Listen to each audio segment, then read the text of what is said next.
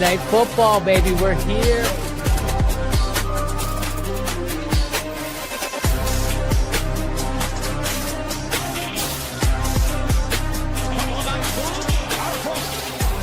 Touchdown in 46 seconds. Punches back.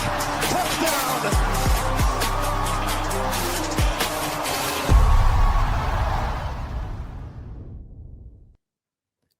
What is up, everybody? Welcome back to the Run Pure Sports UFC Fight Night Burns versus Malot. We are in Winnipeg, Canada for a bunch of fights, a bunch of Canadians, and a lower level card. But I am so happy to be back with JSU. I am Mike Brown, aka H3 Buddha. JSU, you got new baby swag. You've got a great. It's okay. You only missed like the best main card, banger fights. Retirement fights. What's up, dude? Retirement fights are a thing now. Like, remember when they would be like, nah, we're just going to pitter patter.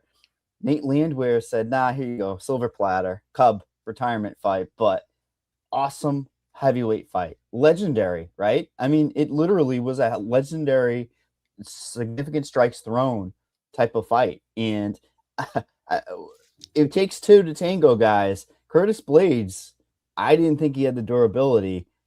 UFC's in a great spot, is it not?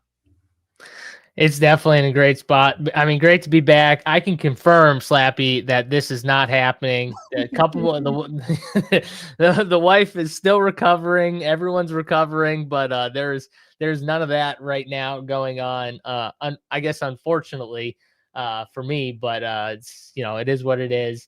But yes, I did miss. Well, I was kind of telling you before, so. You know, obviously I was in the hospital. We were in the hospital from Wednesday. And this wasn't like a planned thing. So, you know, we were in the hospital from Wednesday until Monday. We ended up getting discharged on Monday, like afternoon or late evening, whatever it was.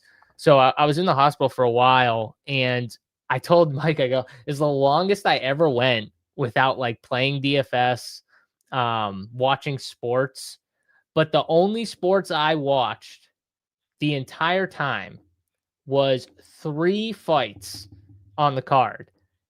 And Mike was like, oh, you watched the 3 best fights. I got to watch the Ulberg fight, the Hokic fight, and the Cub Swanson fight. That was it. Those are the only 3 fights I watched. The only 3 fights that I bet on. And, you know, I was luckily on the right side of all 3 of those fights. I feel very fortunate about the Ulberg fight because Yuri's an idiot, and I have a always go against Yuri policy because I just don't like Yuri. So yeah, I was lucky about the Ulberg one, but the Hokic one, that fight was an all-timer, man. Like I don't think we'll ever see that fight again from heavyweights. Like we'll never see that fight again. That type of fight.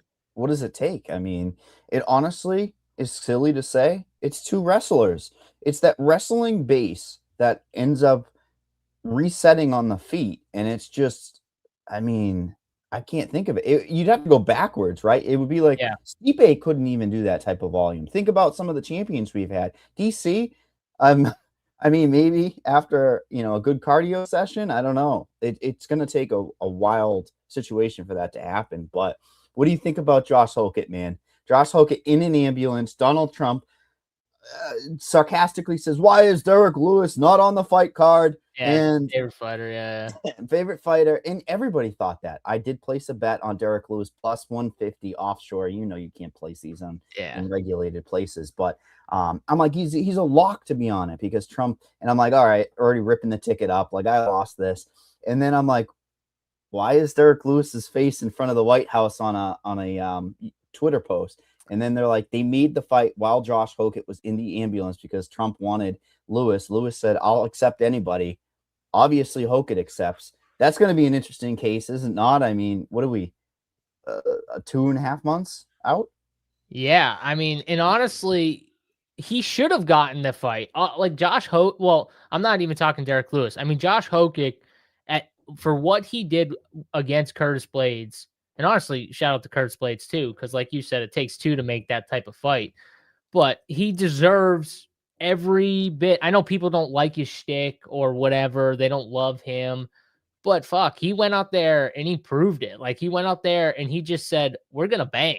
We're going to throw down for 3. You know, Mike, he could have had a different game plan. He could have done that fight differently. He chose to have a war and just move forward. I mean, he was giving him the middle finger, like in the middle of like, hitting him in the chin like 3 different times. And then he's getting hit and then he's throwing out the middle finger like, fuck you, dude. And he keeps moving forward.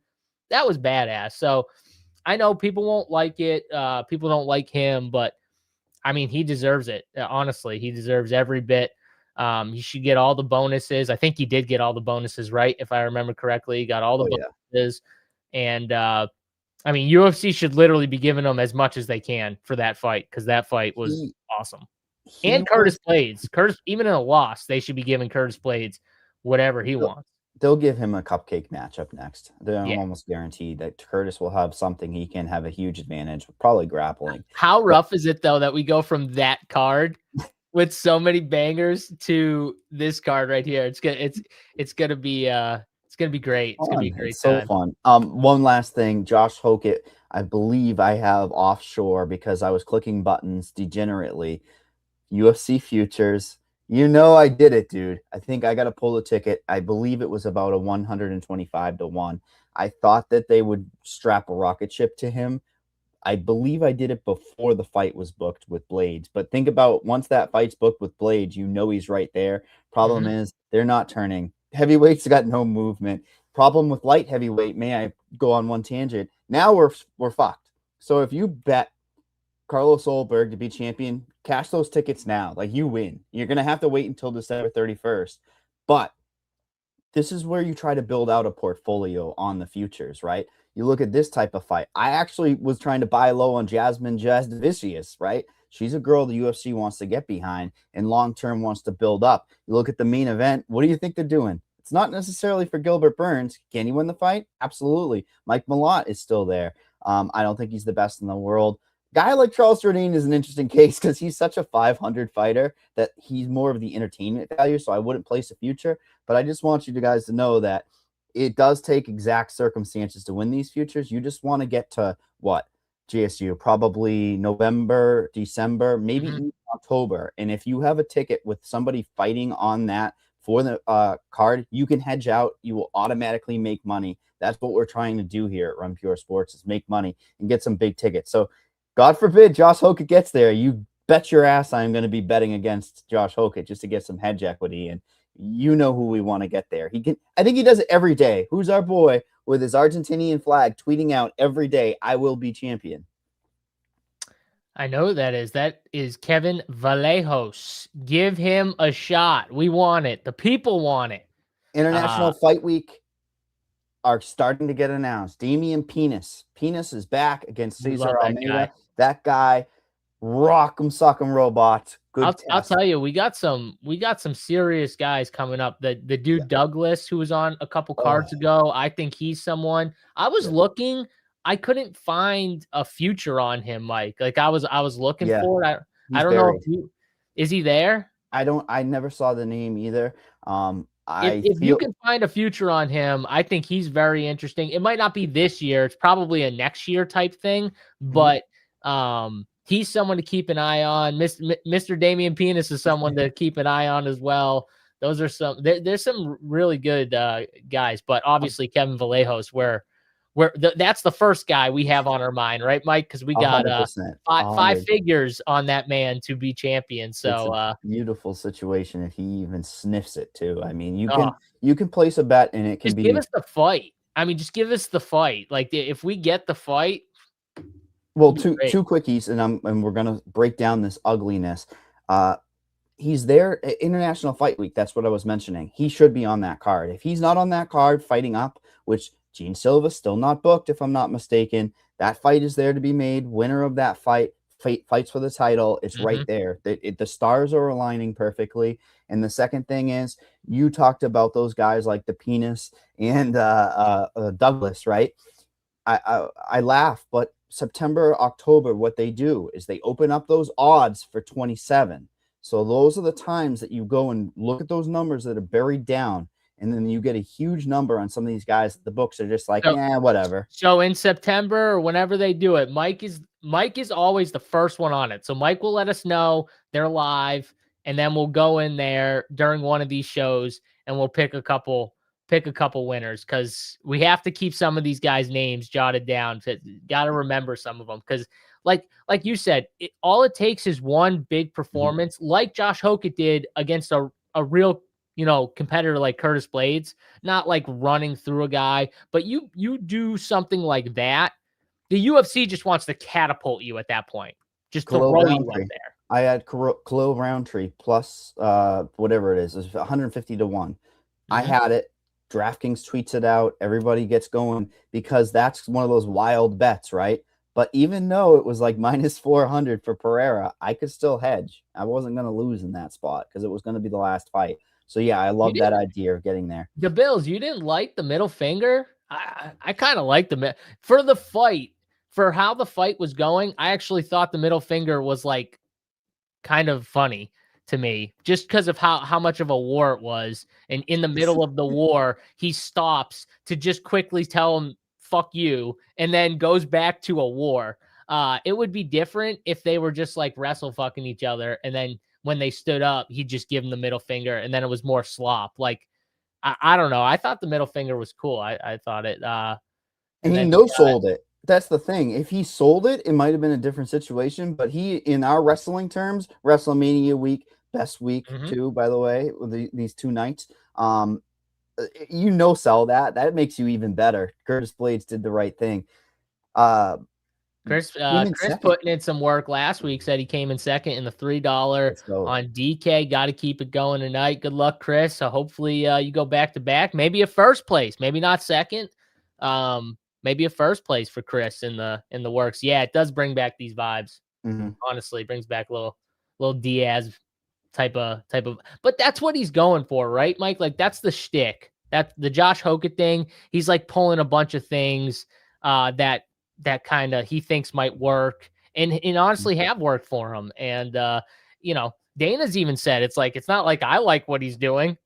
Like Dana's like, I don't really care for the shtick or whatever, but it's working for him. So why is he going to stop? I mean, that's what I say. But let's get into the shit card that we got to break down, because we'll find some winners here.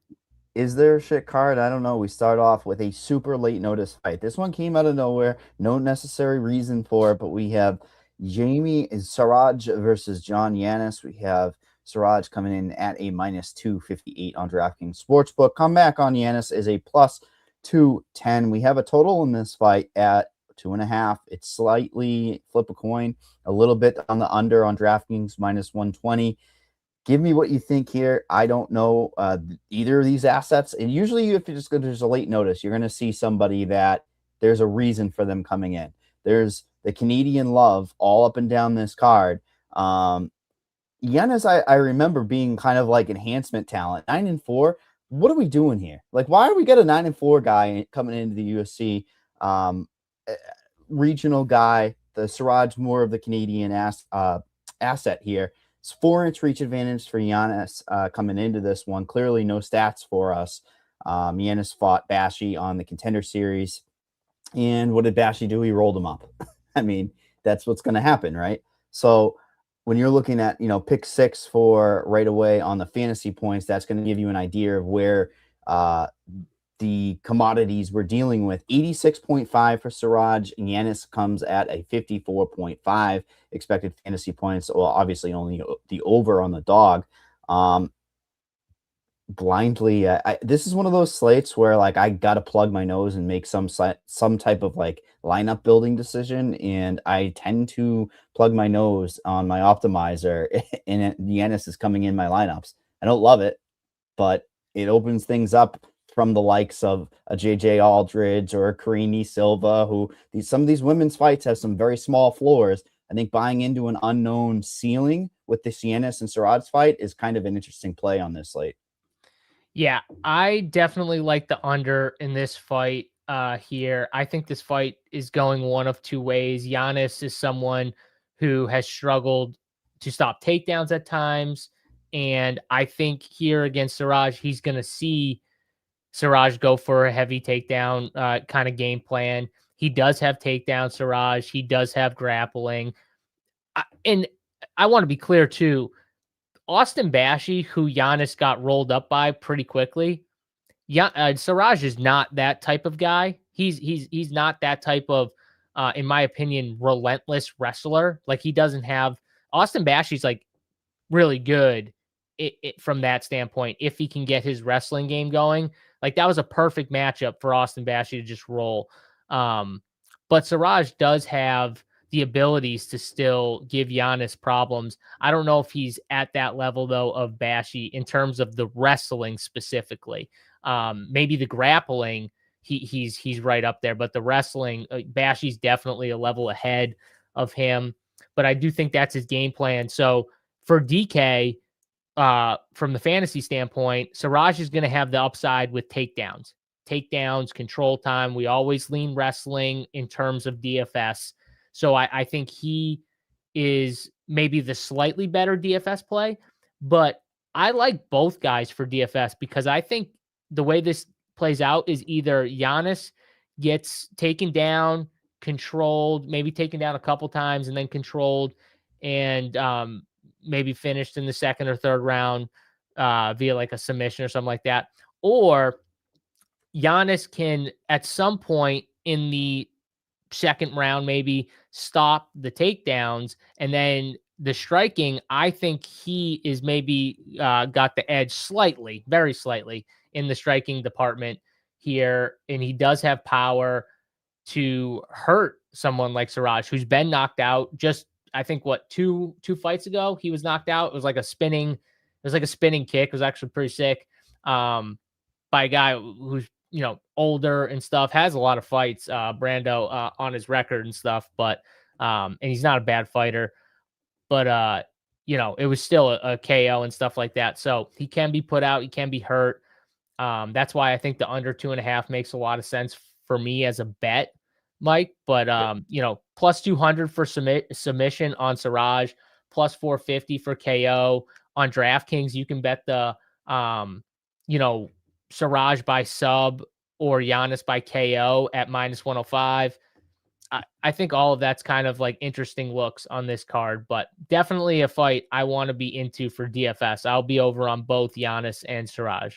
Yeah, I expect this fight to be significantly lower compared to others. First fight of the night, no name value, no statistical data in the DraftKings logs.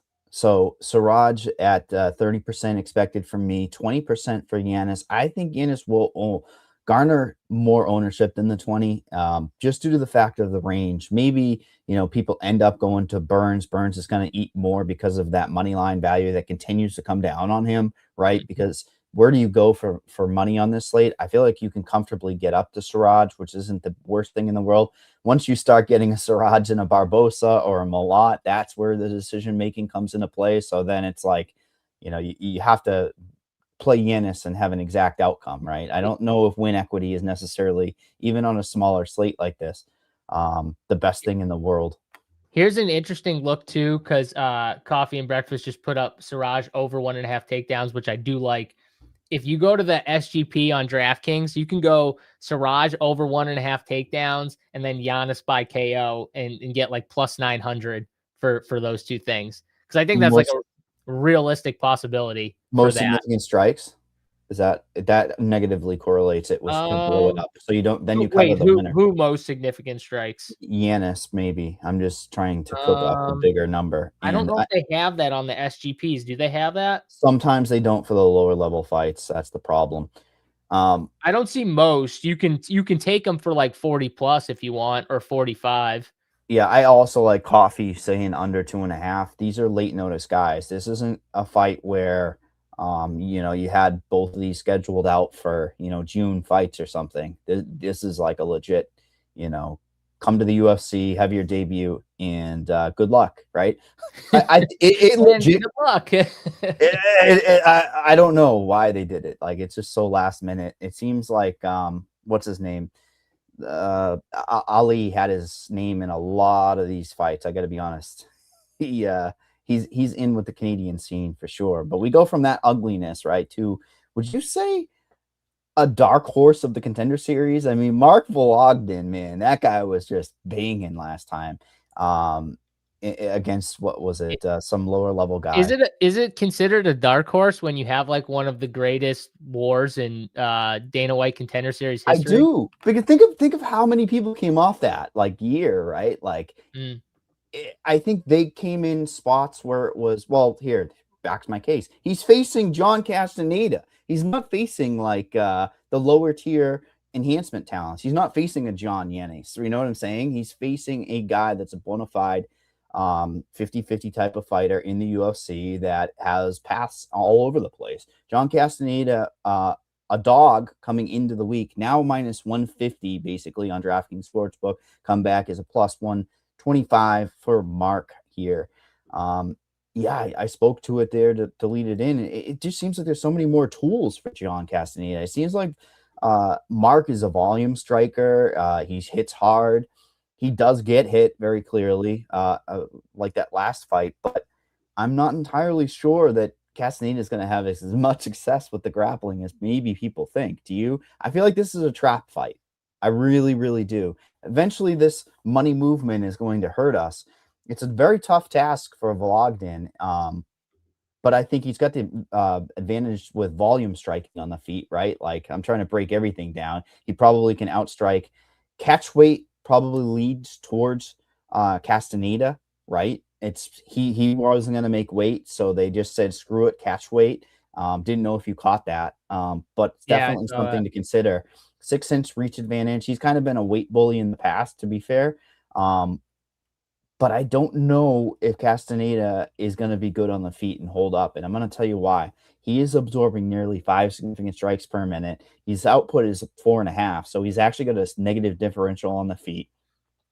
The grappling could mitigate it, but it's a opportunity where I think we could see one of those grapple fest in the first, negates the scoring. Second round, the other fighter wins. Third round, whatever, right? And then there's not a lot to be had from a fantasy score. It's kind of wild to say that, right? For a guy who just probably would have had 100+ points in the Contender Series, right? Lynn Vologdin. But I do think this is another good fight. It's just I'm a little hesitant than other people for fantasy. I know that people are going to go to Castaneda because of the money line value, and I can't blame them, right? He's a cash play. People are going to click him right away. Yeah, Castaneda has definitely fought the better competition. I don't even know, like, honestly, how good Vologdin's, competition in the Contender Series was. Just watching that fight, it just looked like they were both dogs, honestly. You go watch that fight back. Vologdin, I thought he pretty clearly won round 1, and then just got, like, swarmed in round 2. Got that, like, crazy cut, too. I think it was with an elbow or something like that. And clearly lost round 2. And then it came down to round 3, and it was such a war. And he gave up a couple takedowns in round 3. And so I think, like, people watching that will say, like, well, John Castaneda, he has takedowns. He's the better wrestler. Vologdin lost that third round because he couldn't stop takedowns. But you got to remember the circumstance. Vologdin was in a war. Like, he had the gas tank was completely gone because he went out. He tried to go out and finish the dude in the first round, and he just couldn't do it. Like, he tried to. And in the second round, they were just standing there toe to toe, just trading. And he was taking a ton of good licks. So, yeah, he couldn't stop takedowns in the third round. He was gassed. I don't know if that's necessarily going to mean that he won't be able to defend John Castaneda's takedowns. I think people are maybe putting those two things together, but not looking at the context of that actual fight. Before that third round, he stuffed the takedowns that were initiated. So I want to see, I obviously think, like, this is going to be an interesting fight from a betting standpoint. I'm more dog or pass here. And I think for DFS, even though Castaneda has the takedown upside, I don't know if he's going to get, like, a ton of takedowns on Mark Vologdin. I don't know if he's going to get, like, to where he's just controlling him on the ground for the whole fight. And he's not really like the best DFS guy. I think the fight goes to a decision. Both guys are tough. So in a decision fight, like I'm probably going to lean the dog here and maybe the volume in Vologdin. Hopefully he can stop the takedowns early. If he can stop the takedowns early, maybe he can just swarm Castaneda with pressure. Do you know that John has only scored over 100 points once in a significant amount of fights in the UFC? That's against Eddie Wineland, who I could perhaps just say cross that one off because Eddie Wineland was pretty much toast. I agree with this statement, don't you, K-Fal? I totally agree with the statement, but again, keyword here is should. I got one for you. Ready for this one? Yuri should have won that fight last week. Everyone duck if you had Yuri, because you're all cringing right now at the word should, because in your head, he should have been smart. He should have just kind of stayed back, kicked his leg, let him fall to the ground, Mike, and then just swarmed him. And the fight would have been over. Literally, it would have been over. But he didn't do that because, again, as I say, every single show, the best fighter doesn't always win. Sometimes just doesn't happen. So, yeah, should John Castaneda win? Probably. But I don't know. I think Vologdin's got that dog. We could see like a split decision. It wouldn't be crazy. That's what I was going to call a split here. Yeah, 100%. That's what I was sniffing out as well. We didn't even have to say it. But hey, leave Christine alone. This is a tough time for Christine. Okay, she just watched, her boo Yuri get knocked out by a guy with one ACL.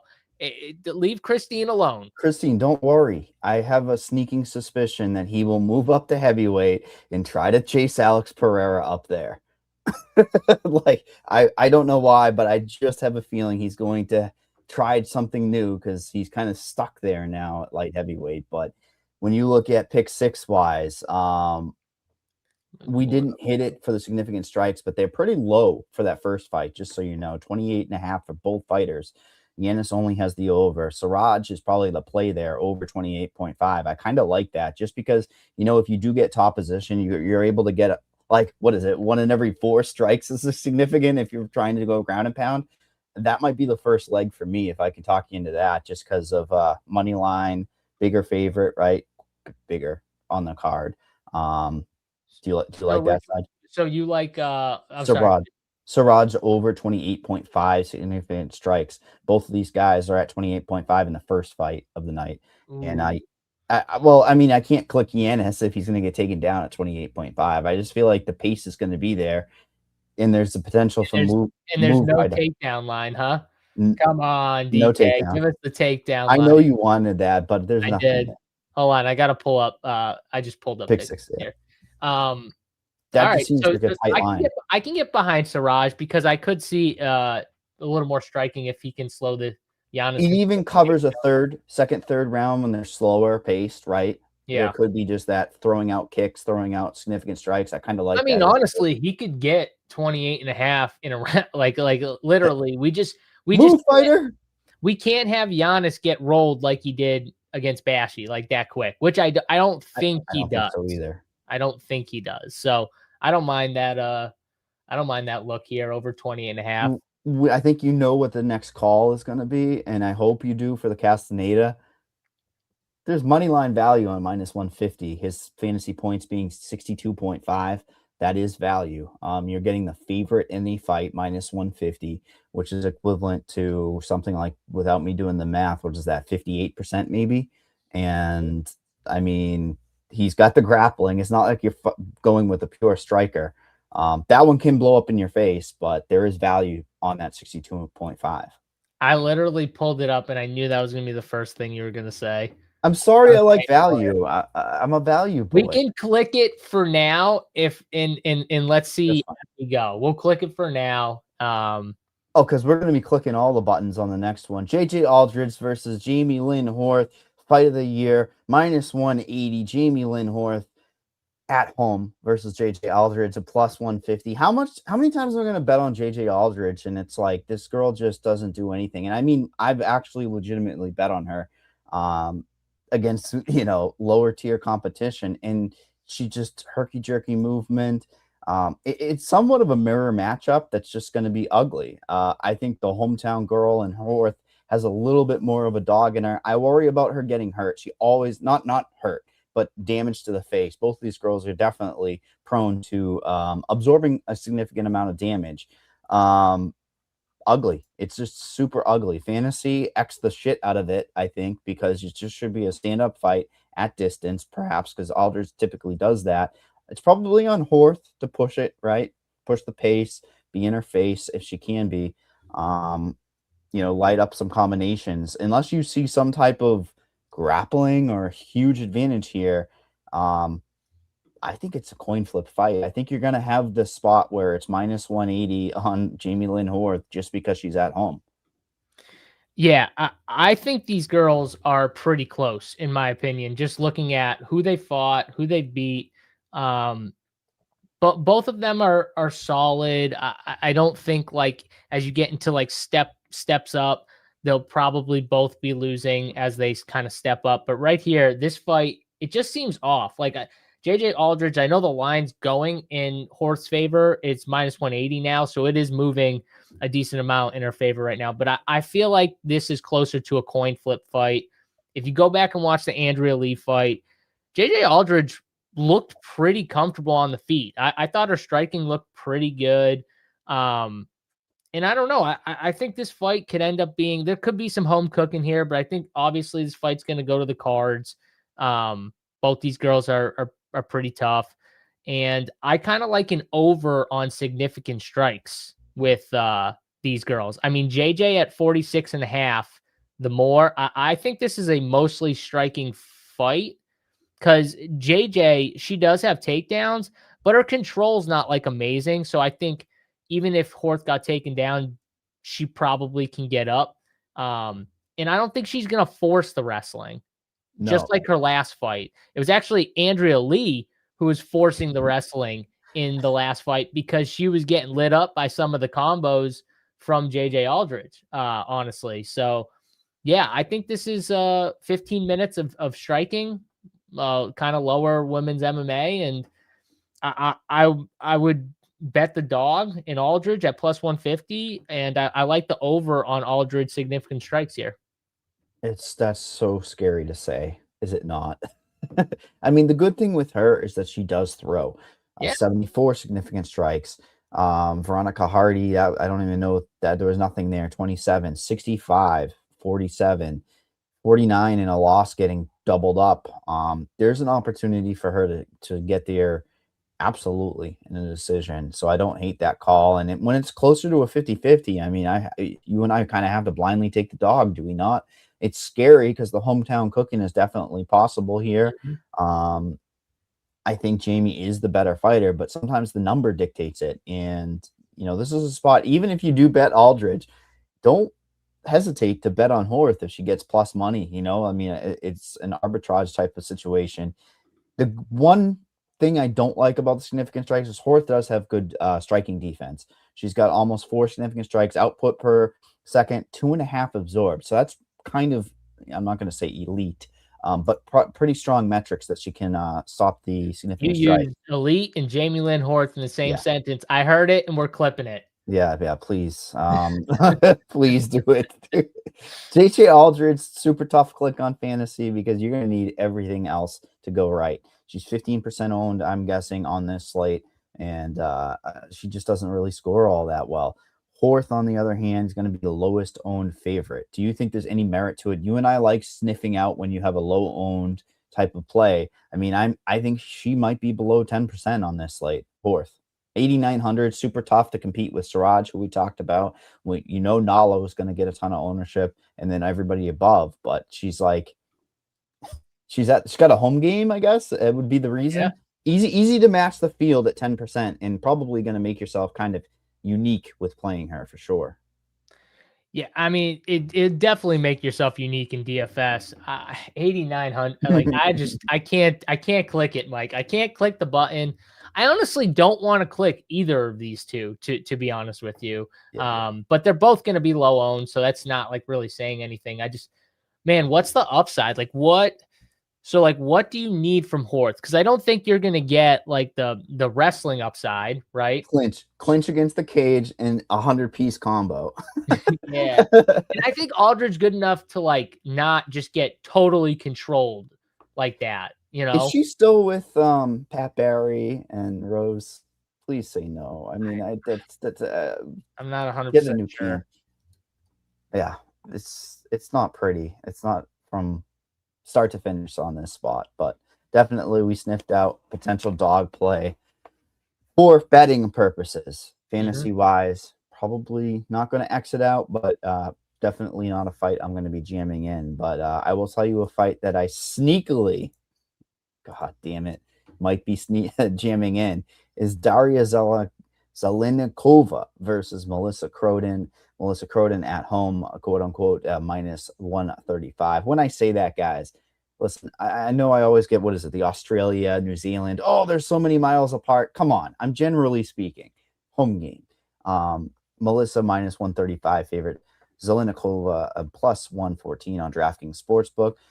Croin sneakily kind of a aggressive type of fighter that you want to back. I mean, she will fight for your dollar. The Santos, she gets taken down, but that first fight, I want her to turn it back to that first fight. That was an amazing debut. I think if we did a show back in October, we would have been touting her because she was in there with a lot of advantages against an older girl. And Daria Zhelezniakova, you know what her best attribute is? Getting hit. She will take a beating, but she'll continue to push. So I think that when you look at lower owned women's, nobody wants to play women on this slate. I guarantee you nobody does. 20% I expect ownership for Croin. Zhelezniakova is 20% as well. I like the pace for this fight. I really, really do. And I think it's a sneaky banger. Do you? I mean, these two ladies should crash forward. There should be a lot of volume striking, I expect. People sleep on Zhelezniakova, but she's putting nearly 5 significant strikes out there per minute, dude. And willing to go to war because she has to, because usually people are right in her face. Yeah, and Cronin's going to be right in her face. So I think you broke it down pretty good. I think this is, I don't know, what's the ownership looking like on this fight? 2020. I think it's split between the two girls because nobody wants to play the ladies on this slate, period, on any of the ladies' fights, I think. So and honestly, I like 2 of the 3 lady fights. So that's going to be, we're going to make all the money. That's going to be where we win all the money, I guess, because Melissa Cronin's going to come forward. She's going to be there to be hit. And Daria does have solid striking, but also Melissa Croin can, I think, have success in the grappling if she can get her down. She's heavy with the strikes. If she gets Daria down, Daria has shown that she's not very good once it hits the mat, for sure. So Melissa Croin can easily have success there. So I think this is a good fight to have both sides of. I bet Croin at inside the distance at plus, I think it was like 275 on DraftKings Sportsbook. Awesome, I think it's a solid. I think it's a solid bet right there. And then Melissa Croin round 2 was like plus 850 or plus 900 or something like that. I could see like a round 2 stoppage here. So I bet both those. And yeah, I'm going to be heavy on both these girls. You say 20% for both these girls. So I can easily get to the field or over on both of them. I agree with your statement that you're probably going to want both. If you're going to lean Croin, doesn't it seem like it should be like a 60-40 lean towards her, just so you have that exposure to Daria, who very arguably might be decent leverage, even though she's going to be right at the same ownership, just due to the fact that we don't know what Croin is going to look like deeper into the fight. Like, she should be right in her face, but that's going to require Daria to score throughout the entire fight. That's what it comes down to. It's essentially going to force, I think it's probably similar to the Castaneda Vologdin fight. If Vologdin's just right in Castaneda's face, it's going to like force him. That's what people are, because you brought up good points. Like Castaneda doesn't score in DFS. I agree with you, but Vologdin's probably a good opponent to maybe force some scoring. Similar can be said for Melissa Croden and Daria, I think, in a way. So, yeah, you're 100% right. It's going to force. I think that's why you see these strike numbers the way they are. And I don't know. Do you see anything you like? The takedown line, I think, is interesting. These are tight lines, man. Are they not? Yeah. What do you think? Fantasy points. I mean, control time is even like smoked. 3.5 minutes for Croden. Like, come on, give me a minute and a half or 2 minutes. I'm taking that every day. Yeah, no, because she gets it up against the cage sometimes. She'll just hold you there. So let's not trap for fantasy points. That's 69.5 and 62.5 are trap numbers, buddy. Is that a trap number? Or is that a gold number? I don't know. -135 is pretty spot on. And that number for Zhelezniakova has been right there, creeping and staying tight, right? Like, we have so many tightly lined fights, which it makes for a great card. What about this? What do we got here? 1.5 takedowns.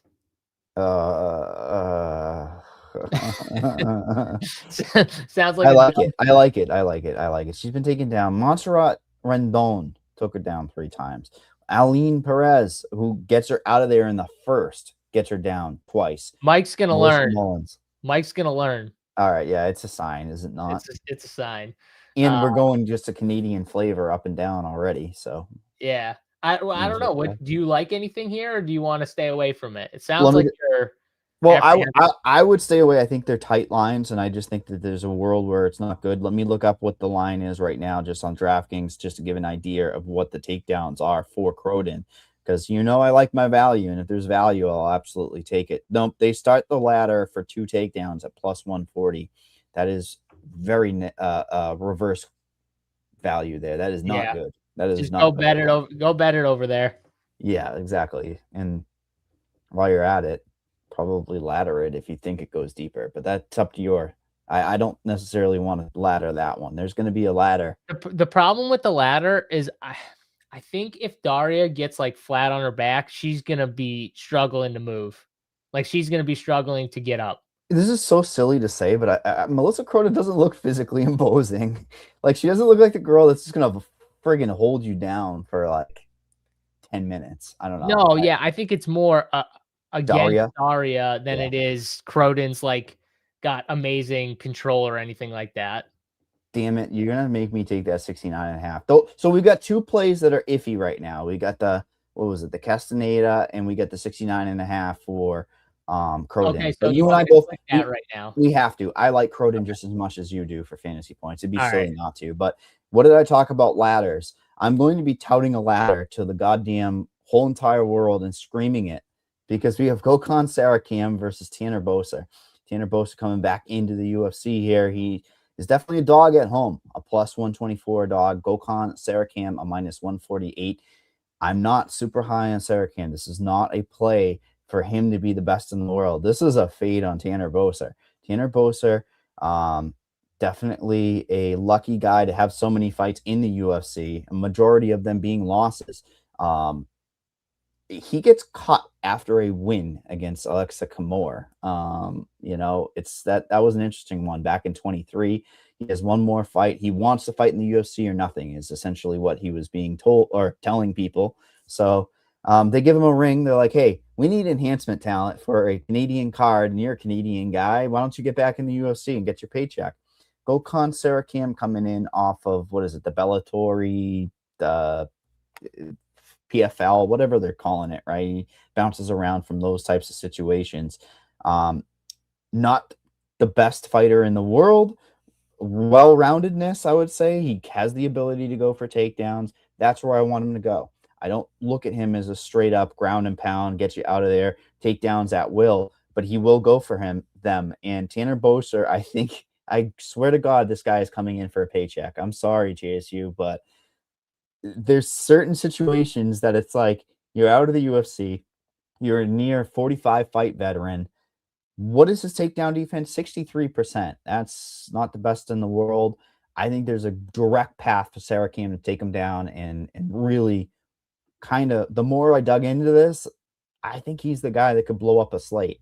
He's the guy that could get 135 points, whether it be a decision or whether it be an early finish with a ton. I seriously think he might be a key cog to the slate.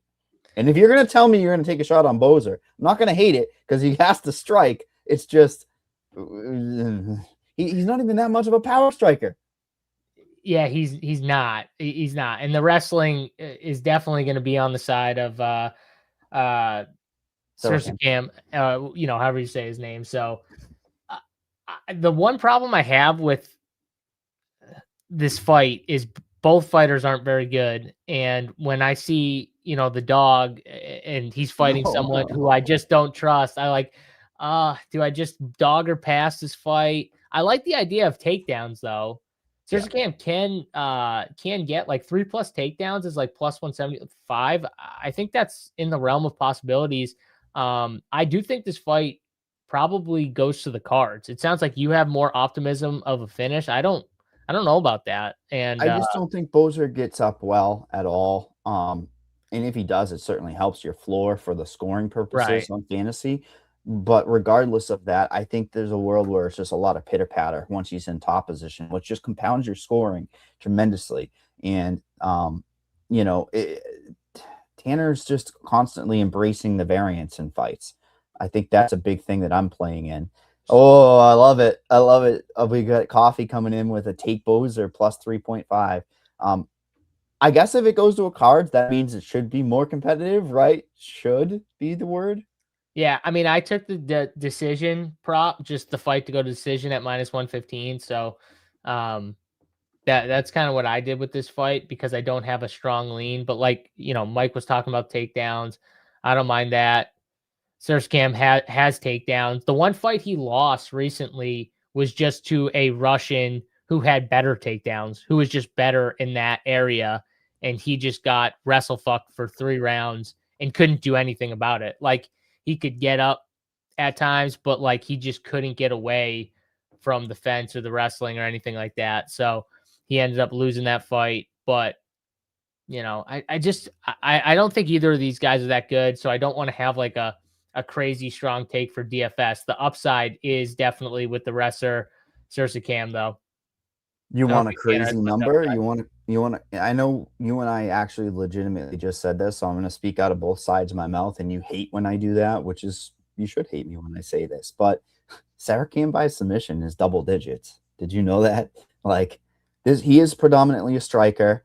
The fight could hit the mat. He certainly should be in top position if it hits the mat, right? His 8 wins by knockout, he hasn't lost by knockout. He certainly hasn't even gotten a submission, but sometimes it's like the best path is just to get a head and arm choke. That's how I certainly would see it. And I'm going to do it on every card until I get a crazy one. But I love these exact ones on MGM. The exact submission props can be fucking crazy, by the way. Problem is a lot of people are touting them now, so the numbers are absolute shit. But I'll probably have some crazy submission ones out there. That I will put in our Discord, which is the best place to be for the live fights. Did you see? I know you were out last week, but JBC did a live watch-along show. Kind of a smart idea. UFC is one of those sports where you see Saricam death gas. There's opportunities that you don't get in other sports, JSU. Yeah, no, it definitely is. I didn't see it, but I did hear about it later. And yeah, it's definitely like a cool idea, doing the watch alongs and stuff like that. And the live betting is just insane. JBC, one thing I think he's one of the better, bettors just in general across the space is being able to watch a fight, watch a line, and then just when a line just feels too wide for whatever reason, load up. I know 2 weeks ago there was one fight where the first round was like, did he win? Did he not win? And the line was like plus 400 or something, plus 500. And he at the entire chat and was like, money line. I forget the fighter, and the fighter ended up winning. And I was like, damn, that was a sick call. But those are the type of calls that I think he's one of the best at, honestly. Yep, absolutely. And yes, this is one. This was the fight, I think. It was the Peterson fight. Do you remember that? Yeah, and it stayed tight forever. I'm trying to remember. He was against some Brazilian bum, if I'm not mistaken. Yeah, and then it just like the line. I forget if it was after round 1 or after round 2, and the line was just felt like crazy wide. It was 2. I remember. Yeah, absolutely. yeah. Which would have been the number getting out of whack big time, because usually by then the DraftKings algorithm is sticking their flag in somebody being a favorite and progressively making them bigger of a favorite. You know who progressively got a favorite on this slate? I love my segue, and we both face palm, I'm sure, is Robert Valentin being a minus 166 favorite, 0-3 in the UFC against Julian Leblanc. Leblanc coming into the UFC, a plus 140 underdog. What do you think the UFC is doing here? I mean, I think that they said, we need to sell some tickets. We got a guy we signed that is got a pretty record, right? A 10-2 record from Canada, generalist. But Robert Valentin should have got off the pot, buddy. You got to think he is just fighting for a contract, absolutely. And a guy that, is he not a fantasy machine? I mean, I'm sad we have all the ownership on him, don't you? Because it's like, it would have been interesting on a 15 fight slate where he would have come in on. He's going to be 35 plus. I think he might be in that smaller field or higher dollar contest, sniffing 40 for damn sure. You got money line equity on him. Certainly has the inside the distance.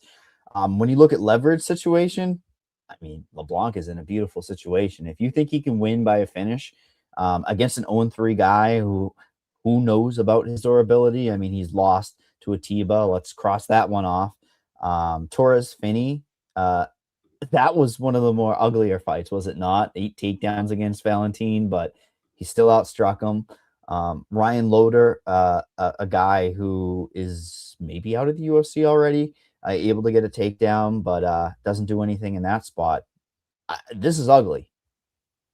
All signs point to me wanting to pull a trigger on the dog, but all of this money line value has me taking Valentin. You've got 2 big money line values, I'd say. You've got Valentin as the favorite, and then you've got Castaneda as the underdog price as the favorite. So those are 2 first clicks. Are you clicking them? And are you letting Robert Valentin 0-3 be that guy? All right.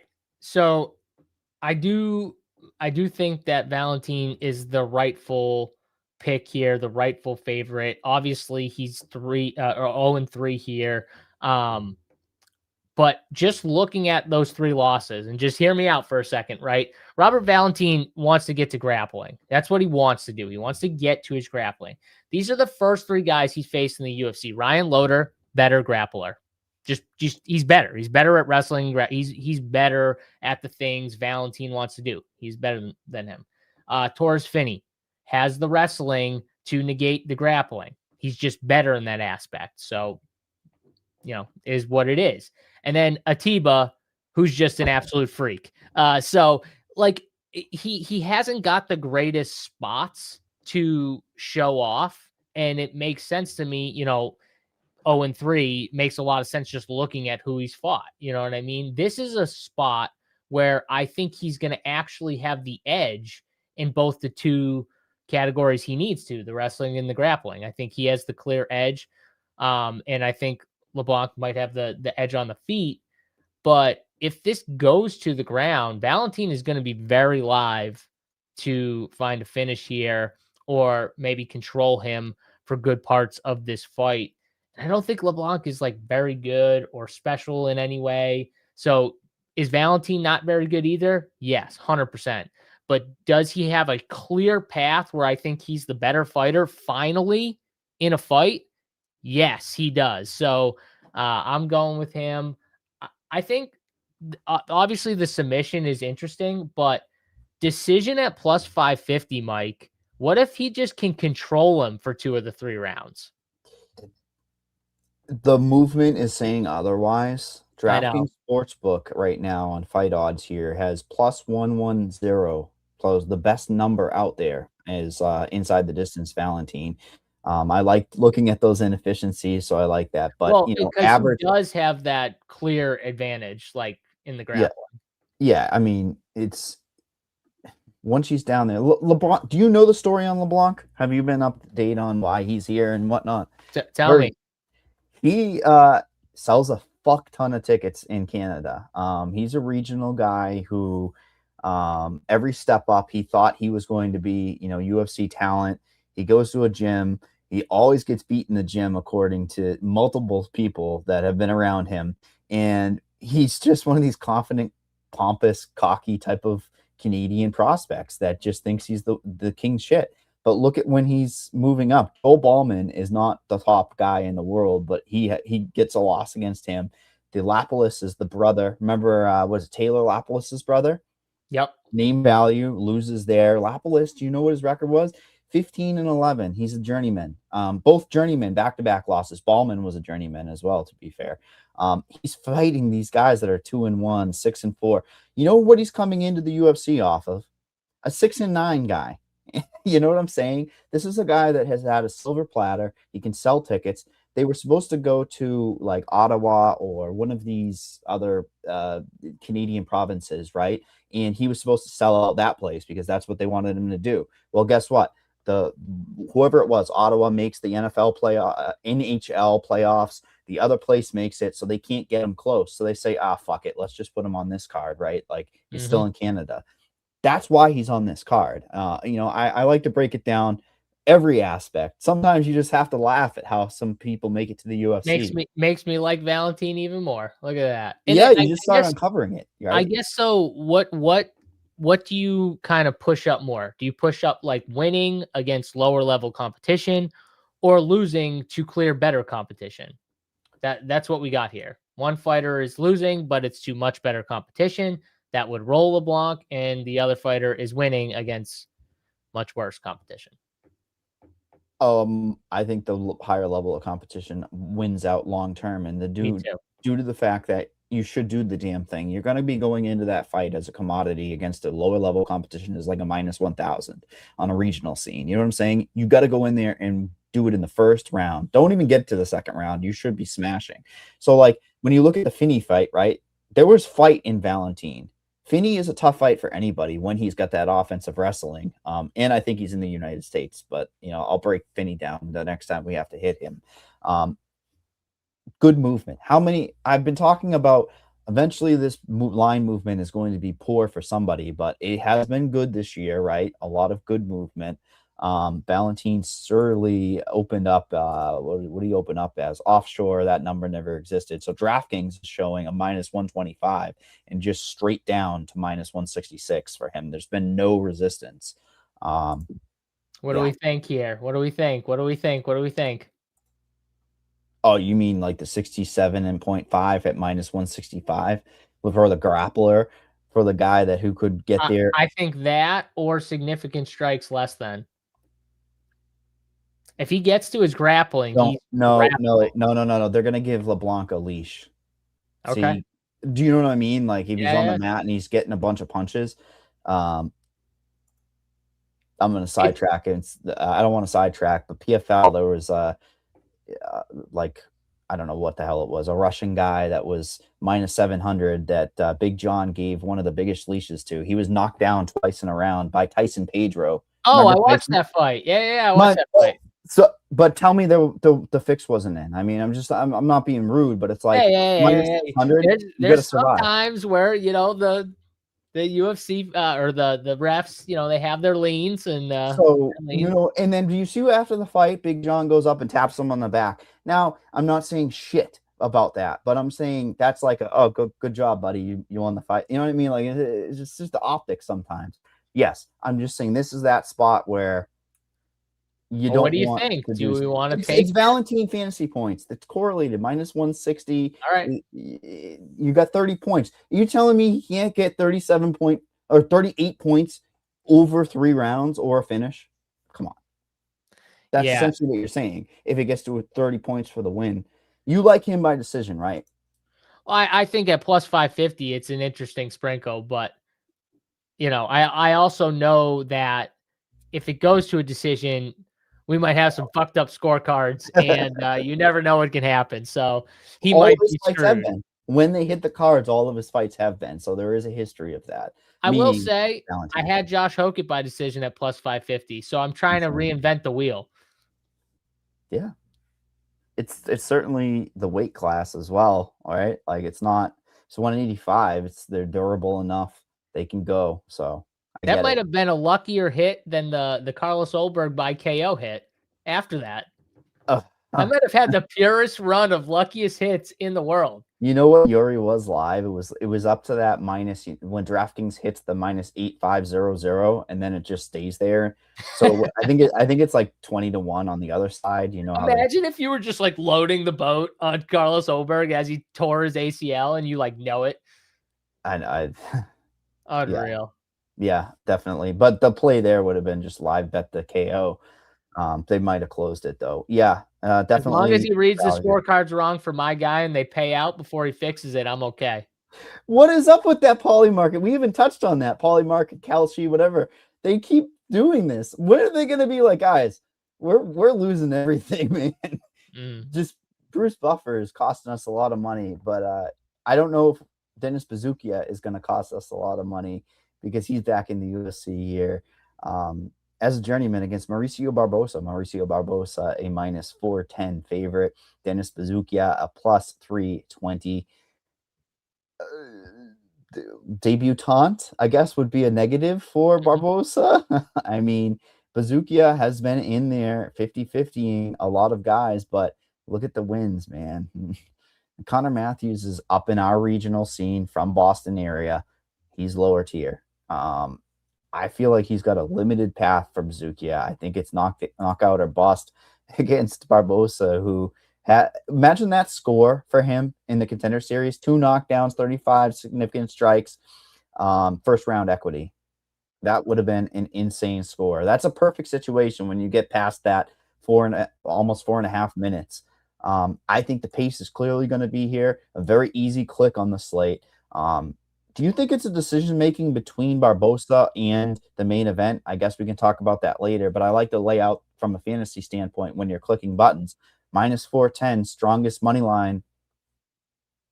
I don't look at Bizookia as all that great. I think he could be a punching bag here. He definitely could be a punching bag. I will say he is a tough dude. He's shown in 3 of his 4 fights, he's shown that he has some durability. But Barbosa has, obviously some serious finishing ability as well. And I will say too, even like if you go back and look like some of his losses, like Gabriel Santos lost, like that. I mean, Gabriel Santos is a solid fighter. Like, so he's fought some pretty good competition already to this point. To where it's like, Barbosa is obviously going to be the pick. I don't think Bizookia is going to win outside of, like you said, that puncher's chance where it would be like by KO and you just find a shot. But could Bizookia last? That's the question I pose to you. I don't think you think he can. You just want to take all the. Well, here's the cool thing about your thought process from a betting pure standpoint. Yeah. If you're betting plus 550s, you just need them to win. What is it? 1 out of 5 times, and you're profitable. I'm not being rude by any at all, right? No. If you bet 5, you're just breaking even at 1. If you get 2 of them, you're gold. So I understand the betting breakdown from it. The total is 1.5. To be clear, I'm not betting. Okay. I'm not betting Bizookia. I'm saying you could ladder it. No. If I were to bet him though, I would just bet the plus 900. He gets the KO. Okay, good. That's what I'm saying. I like other like long shot dogs on this card, so I'm not going to bet him at plus 900. But like Barbosa is minus 225 to win by KO. I can't like bet that. Maybe what I do with Barbosa is I bet like a second round finish or something like that. What's second round finish here? Let's look at round props here. I've got okay. You. So he's plus 100 in round 1. He's plus 400 in round 2. Can Dennis Bizookia last a round? I think he can. I think he can last a round. Plus 400. I'm going to take a stab on that as my bet for this fight. When it comes to DFS, though, that's the question here. I'm obviously not going to have, any Bizookia probably, but how high are you going with Barbosa, considering, I mean, this inside the distance line, people are going to want themselves some Barbosa. I am showing a near 60% ownership for Barbosa on this slate personally at the moment, not my own personal, what I project it to be, which is absurd. I think I have to go with you. I think I would be under slightly, not huge, but slightly under, due to the fact that he's probably got a round to work with. You can get bailed out with multiple knockdowns for sure for Barbosa, but you don't want to be relying on knockdowns for scoring purposes. You want the pace. You want actual ability to score over 3 rounds. When it's just purely win equity based on finishing, it's tough to get to that 60%. I mean, Bizookia is by far the lowest owned fighter on the slate at probably 5%, if not lower. I think I'm going under. Is that a crazy call? And I might go like 45% just to get a good solid 15% lower than the field. And then I might play with, the likes of Jasmine around there. And I guess you only need one at that point and then kind of go middle range. Because people that are going to use Barbosa, right, are going to have to use the combinations for Barbosa are very likely to be Barbosa, Burns, or Barbosa. Well, the first 3 clicks: Barbosa, Burns, Valentin, or Castaneda. Like, that's just the chalk builds. Like, I can't say anything and reinvent the wheel on that front.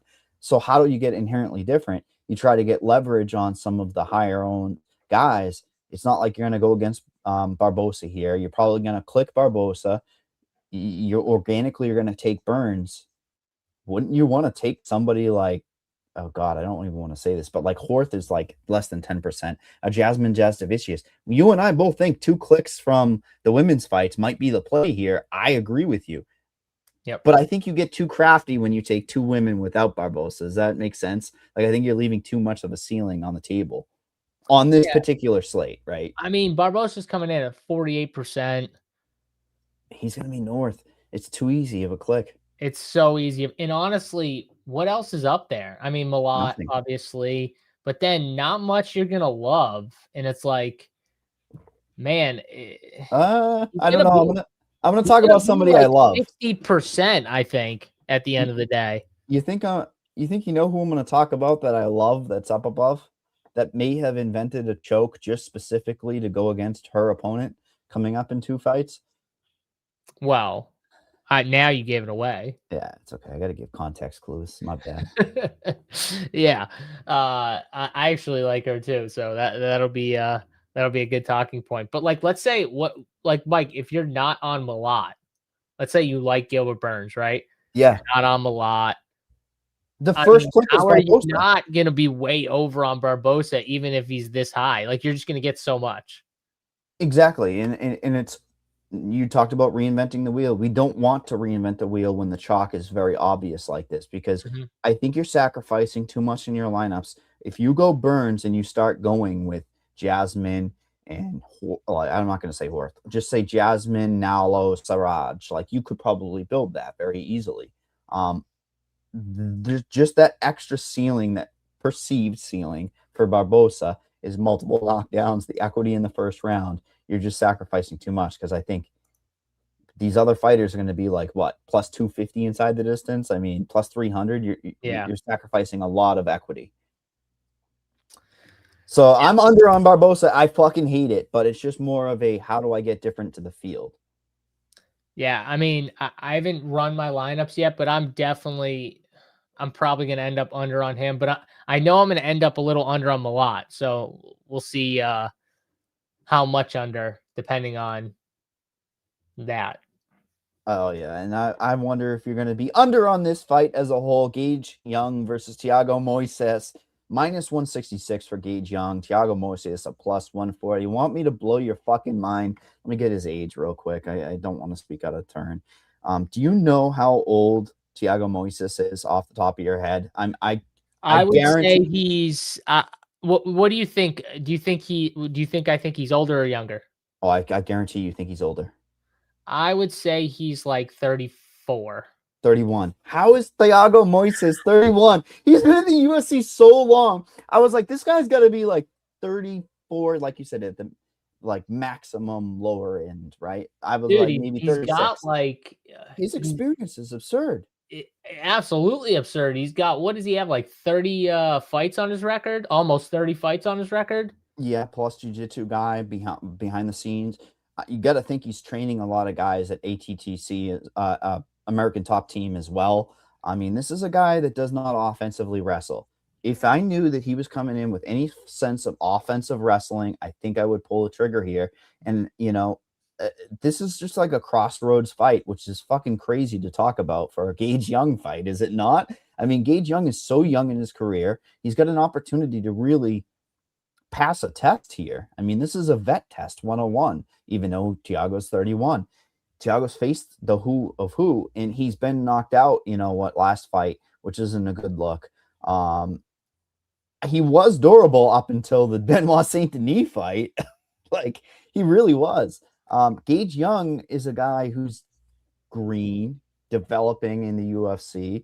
The Elder loss, I don't look at that big of a deal. Both strikers. Yeah. Quillen, Salkilled, whatever, dude. Like, this dude is clearly a plus prospect at this stage. By the way, if Gage Young could have stopped a couple takedowns, he wins that fight. So, like, you watch that fight, like, Gage Young was not out of that fight. Yeah, Gage Young is the bigger dog. He will bite on the bone and go. Thiago, one of the big problems for him, JSU, has always been his inability to push down on the gas. He will be off to just leg kick you from distance. He's a DFS cancer, for a lack of a better term, until there's finishing equity or somebody putting a pace on him. I worry that Gage goes a little too aggressive and then shoots himself into something, or like finds himself in a grappling opportunity and he gets caught. That's where Moises probably has some upside. If people are touting Moises, it's really because of the experience, the ability to catch him with something, right? Like, I don't know how. I understand Gage is the one that's going to push the pace, and it's crazy. Minus 166 just by the number is surprising, is it not?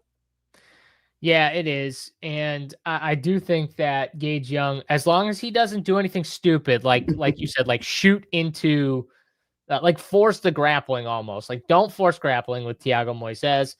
Just strike. The dude's chin is starting to go clearly, and Gage Young does have that dog in him. And I think eventually he just can wear out Thiago Moises and maybe find a shot to hurt him, maybe put him out here. So, yeah, I like Gage Young. I wish I got the odds have kind of moved on him a little bit more. He's like minus 166 now. I think, was he like minus 130 earlier in the week or minus 135? So I feel like the lines moved a decent amount. So I wish I got it earlier when the line was where it was at, but I think it's warranted. I think Gage Young is the rightful favorite here, even though, Thiago does have the experience and everything like that. It just seems like at this point, Thiago's on the downtrend, and Gage, even though you can pull out some losses in his last 4 fights, I think they're 2 pretty solid competition, and he was in those fights, like he was in those fights, just couldn't get some of them done, little things and stuff. But I think he can get this done here and maybe find a finish. We'll see. Maybe an under 2.5 is a interesting bet too here. Yeah.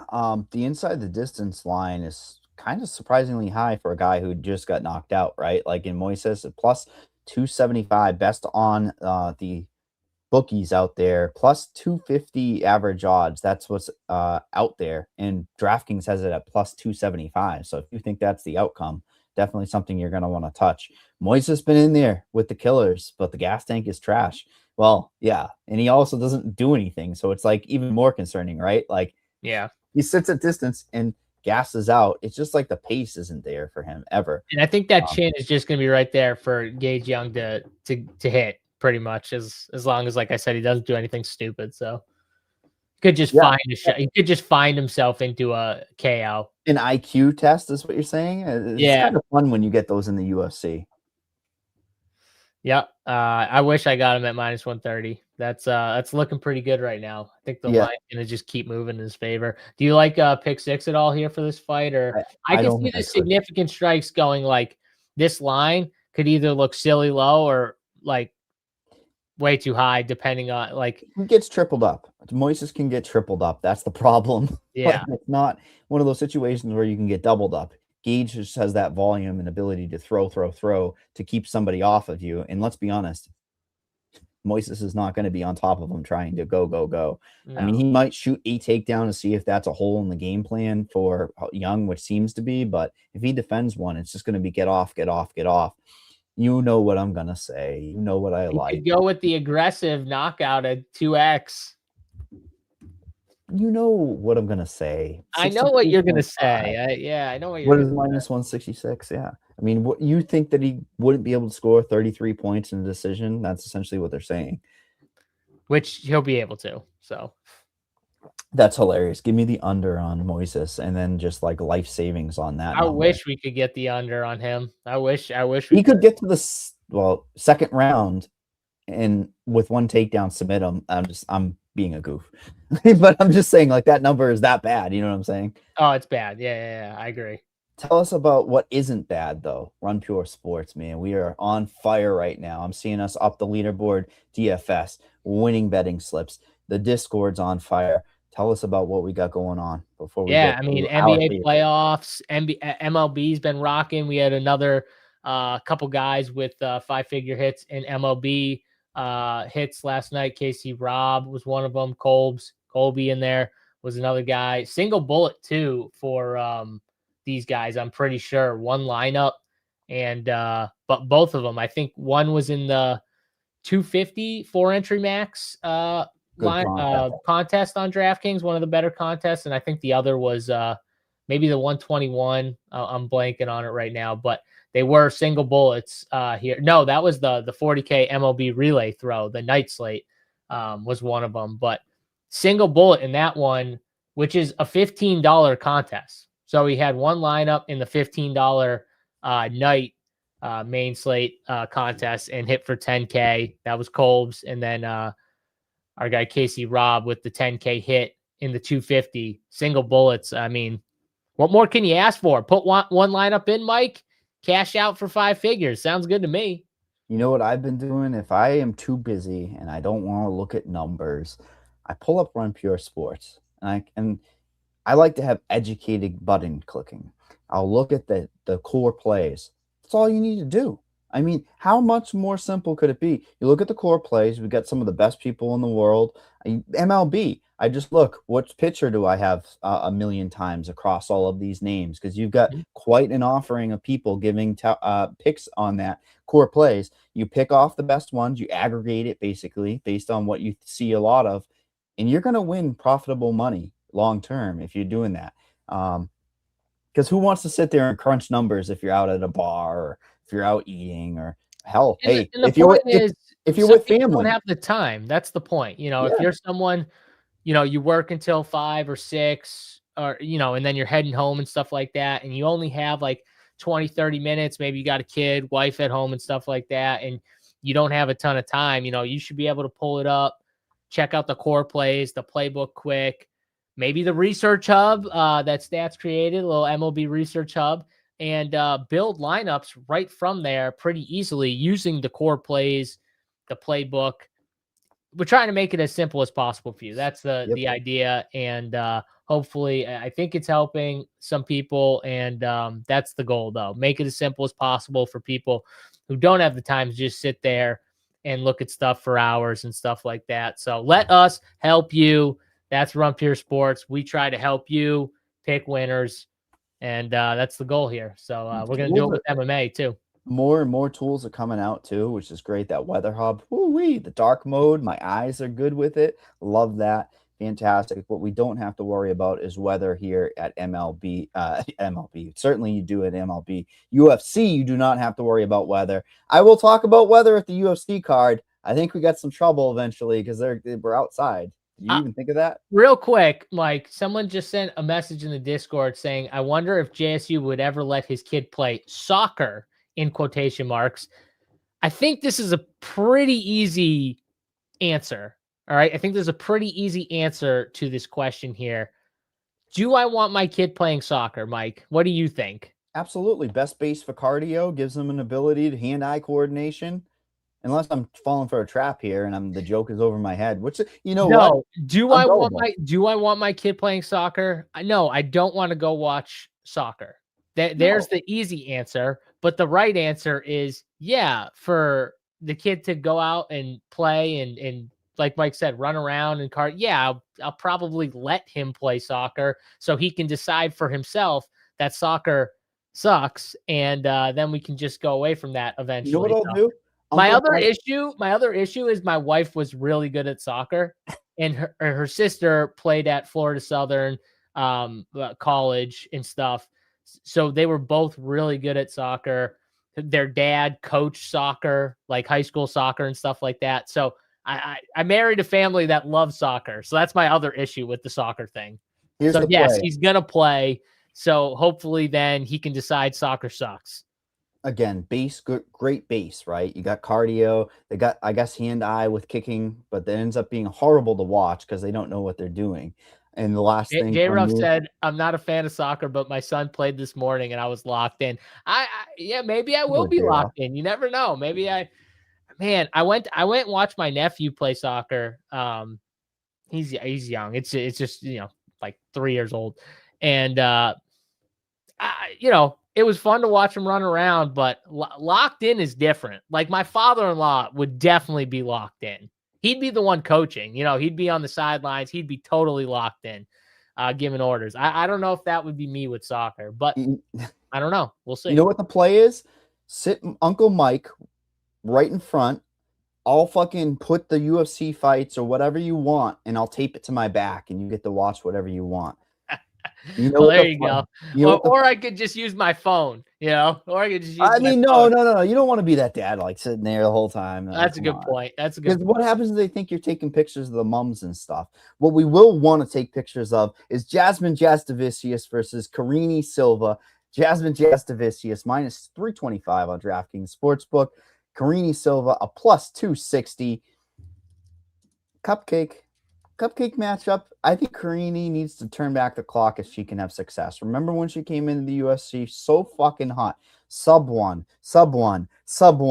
Go turn back the clock. That's your path to win this fight. Otherwise, you have trouble the deeper the fight goes. You're going to be on your back. There's a world where it's 3 takedowns and Jasmine wins this fight. But girl, she fucking goes for it. This girl will not want to stop the pressure at home, trying to get bounced back after a huge setback against Manon Fiorot, getting knocked out. I mean, let's be honest, Carini's getting knocked out by Manon in 60 seconds probably. Like, there's no doubt about it. So nothing against her. That number is juicy. It's a click for me. And in fantasy, give me the lower owned lady up here, 20 to 25% owned. That's going to have a direct path to get takedowns. Stay out of trouble. That's essentially what it comes down to, does it not? Stay out of trouble. Don't shoot into anything. Don't be hesitant. Stick to the game plan. You know what she was telling everybody in the interviews? I came up with a submission to do exactly against Silva, and I even came up with a name for it. So good for her. I don't know if Jasmine's necessarily marketable, but a girl that I still want to get behind. She's a fantasy darling. And at 20% on this slate, potentially, she's the one that could definitely blow the slate up. She is 100%. I bet Jasmine plus 350 inside the distance. Submission is definitely live. I'm not a huge fan of Carini Silva, though. I've been against Carini Silva in every single one of her last 3 fights. I am, obviously looking good from there because the Barbosa fight, that was complete bullshit. She clearly lost. You can't give a girl a fight when she's just on her back like that. That's terrible. So she should be 0-3 in her last 3. She's not, obviously. Still 2 losses, though. And Jasmine is coming off of a loss against a girl that Carini, like you said, is getting rolled up by too. So I don't really knock Jasmine for that at all. I can knock her for maybe her game plan going into that fight, or maybe should have tried some other things, but in the end, she just, Mannon's just too much for her. And I think Mannon would definitely be too much for Carini. I think we get back to Jasmine rolling up Carini. And what will probably happen is Silva is so comfortable off of her back that Jasmine's going to get takedowns. She's going to almost like welcome the takedown too, Carini, because I think she's so comfortable. And when she can't like find a submission off her back or something, Jasmine is not just going to sit there, right? She's going to be active, Mike. She's going to be, friggin' trying to land elbows and punch her in the face. And then, like you said, maybe she, makes a mistake and she rolls her into a submission. So, yeah, I think this fight is Jasmine all day. And, I really like her for DFS 9,200. I am all over Jasmine here. And I think she's got a real shot at a finish. So plus 350. I'm in on Let's go. Jasmine. Yeah, round 2, round 3. That's where you go, I think, with Jasmine. I think round 1 is a feeling out process. And don't forget too, Silva is going to be the most dangerous in round 1 because they're a little drier, right? When this hits the mat, she's going to be trying to throw up all that shit off her back, Mike, right? And that's probably her best chance of like catching Jasmine in something. But you get to round 2 and Jasmine is just in your face and in your face. Carini's not going to like it when Jasmine is just in her face the entire fight. And that's what's going to happen, I think. So round 2, round 3, melt and get a finish here, hopefully, in those 2 back end rounds. I know you don't like the spreads, but you finally have a women's fight minus 3.5, only minus 115. Like, she should win every round. She could even 10-8 in that second or third. I think there's the finish. The ceiling on this fight is definitely a finish. So I feel like you could build out plays that get you there, right? Like you could do a minus 3.5 and then what did you think it would be, KO or submission? I think it's kind of flip a coin, even though she did say she was going for a submission. I think you're greedy when you're going for that, right? Like she's not a dumb fighter. She'll just continue to hammer if that's going to be the end of the fight. I think if you made me pick one, I'd probably just lean the submission, but with women, I normally do, especially when I see it being on the ground for as much as I kind of see this fight. But the plus 350 and you just get both sides of the coin, Mike, I think for the most part, I'd rather just go there. Because then if it's a ground and pound, I'm not pissed. You know what I mean? Like, I'm still happy I won. Yeah, exactly. The path is literally take her down 3 times, and I think she wins. And that's what the sports books are saying. 2.5 takedowns on DraftKings Sportsbook, minus 135. That's a tight line. I could definitely see, at least in the initial, she could get back up. So I do like that line, even, which is kind of silly, but I mean, I like winners. You like wish winners. It wasn't 0.9, but yeah, it's definitely. I'm cool. Do you want to take the takedown line? I can't believe they're offering it because on a sports book it's minus 135.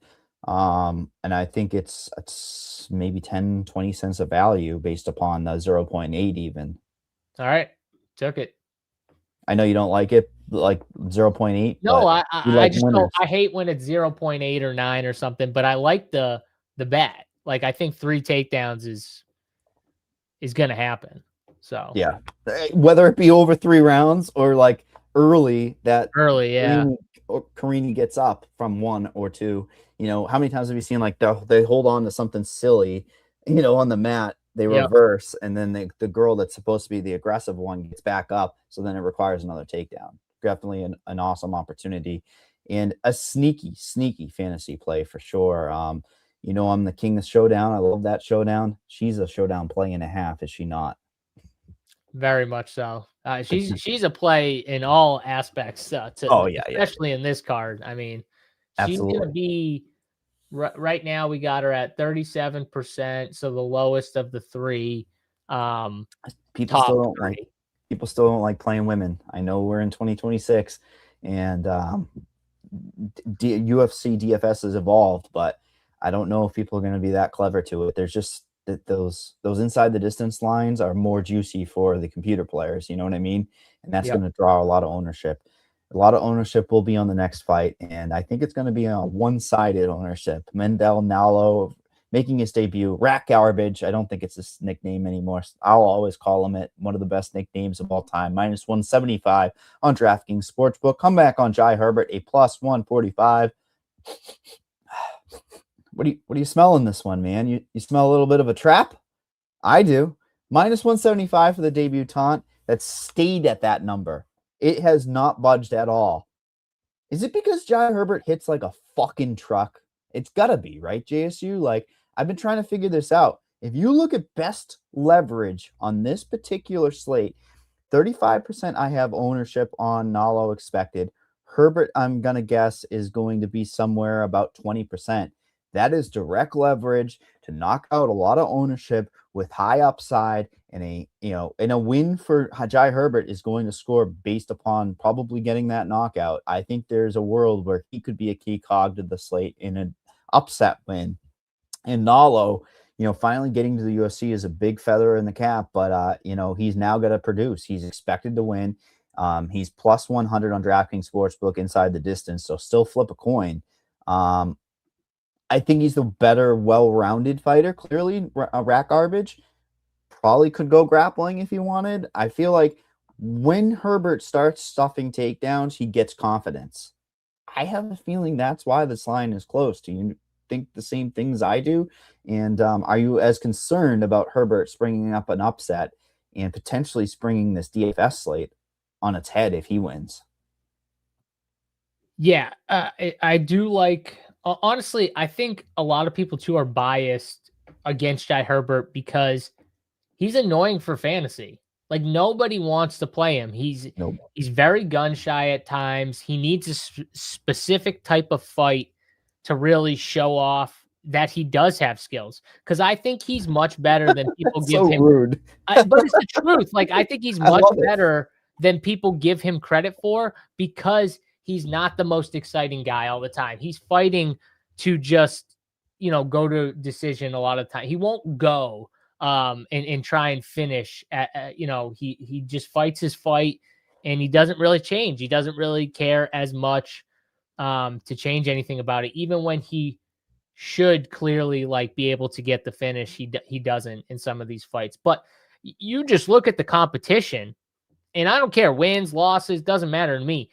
Jai Herbert has fought way better competition. Like, it's not even close when you look at who he's fought. And yes, he's lost to a lot of these guys, but it's still better. And a lot of the times he's going the full distance with them. Yeah, he got knocked out by Ilya.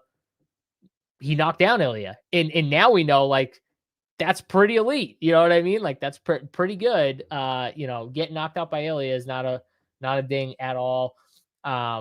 And then you just look at some of the guys he's going 3 rounds with, and you're just like, okay, Ziam, these are good fighters. You know what I mean? He's losing, but these are good fighters here. And I do think Jai is capable of making this a closer fight than we want here. So does Nalo have more of the upside for DFS? 100%, because Nalo is going to actually try and go out and finish the fight. But in turn, that might help Jai Herbert's upside too. If you get someone who's pushing forward, it might force some more offense out of Jai Herbert. So I do think this is an interesting fight to maybe, as gross as it sounds, play some Jai Herbert in DFS. Yes. I know it's disgusting. But if you look at the significant strike numbers, these numbers are low. Like, the Nalo significant strike number stands out to me. It's grappling. Jai Herbert is tough. That's he is tough. He will stand there. He'll get hurt, but he'll fight. So 35.5 significant strikes.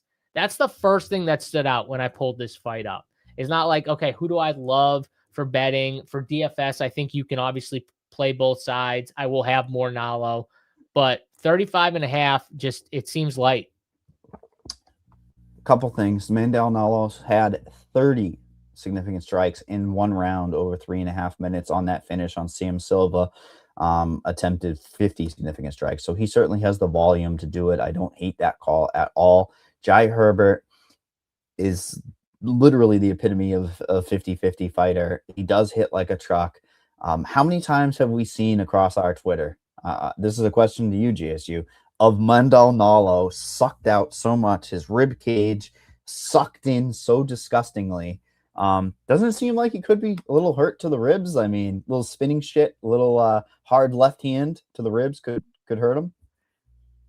Yeah, I mean, I could see something like that. What's your ownership right now on Nalo? I'm expecting Nalo at 35, so a third of the field. Okay. A third of the field. I mean, plus 100 inside the distance compared to these women around him in the lower tier expected finishing. That he's going to garner a lot of ownership. He's going to absorb a lot of it, right? Yep. I just have to think people don't want to click Herbert, like you and I are saying. And I'm expecting him to be 20%. If he sniffs 25, I feel like I want to go underweight to this fight, which is fucking hilarious to say, is it not? Like, I feel like there's a slippery slope. Like, the lower ownership for Herbert makes me want to play him more because of that equity to really kill off Nalo's. And not to mention that money, right? I mean, 7,400 allows you to do a lot more. And I think it's different builds than the people that are going to use the Gilbert Burns. So, yeah, it's a fun. That's a fun fight. If you think this is a fun fight with finish equity potentially, and I also think Nalo could grapple. That's why those numbers are tight, by the way. So I don't know if you want to fall for it or not. Do you want to take the significant strikes, even though there could be grappling, installing? 35 it's not like we need the fight. We got right now we have our max 6, so we don't keep it in our back pocket because there's been some 50-50 type of spots that we were iffy on anyways. We move on to the next fight, which absolutely I think this is going to be one of the most fun fights of the night. I think it could be fight of the night for damn sure. Charles Jordane versus Kyler Phillips. We have Jordane as a -135 favorite. Kyler Phillips, the Matrix, a +114 on DraftKings. Remember when Kyler came in and like there was the real true hardened fans of it were like, yeah, this is the guy. This is a potential dark horse, I guess, a guy that could do some things. He beat Song Yadong. Do you remember that? I don't remember that. That's been so long ago. So he's really kind of like a journeyman in here, you know, coming off 2 straight losses, Rob Font, Vinicius, potentially won the cutting block, I would imagine, if he loses here. But Charles Jordane has really turned his career around. You know, the Victor Henry fight, he scored a gajillion against Henry. Davey Grant, he subs him in one. I'm interested in game plans. Are you? Like, if Jordane wants to grapple, I think it's interesting. It looks like Kyler's Achilles heel, pun intended, is definitely going to be takedown defense. I still feel like there could be room for improvement for Kyler. I know that's wild to say, but he just seems so young still, does he not? He's somewhat fresh. Yeah, I think it's more people are disappointed in the last couple fights because people saw him as a real serious contender. Remember, he was big favorites in some of these where he didn't look great, and so I think it's kind of stinging a lot of people here. And honestly, Kyler Phillips, he's got solid offensive wrestling, but does Charles Jordane's grappling threat, does it negate the wrestling? Because if it negates the wrestling, that's huge for Jordane. And that's one of the reasons I kind of like Jordane is if Kyler is going to be a little apprehensive about, you know, shooting takedown, shooting into the gilly and stuff like that, or he does in the beginning and he kind of gets scared away because the threat is there like immediately, which I think it will be. Does this fight lean to more just a stand-up fight? And I think I lean Jordane. Honestly, I kind of lean Jordane in the grappling too, so it doesn't really matter, obviously. But I just think Kyler's one of his main weapons is the offensive wrestling, and if he's afraid to do it in any way, that's got to help Jordane's chances here. So I kind of agree with the line is what it is. What is he right now? He's -135. Honestly, I think it could be like -155, -165. He can be a bonehead.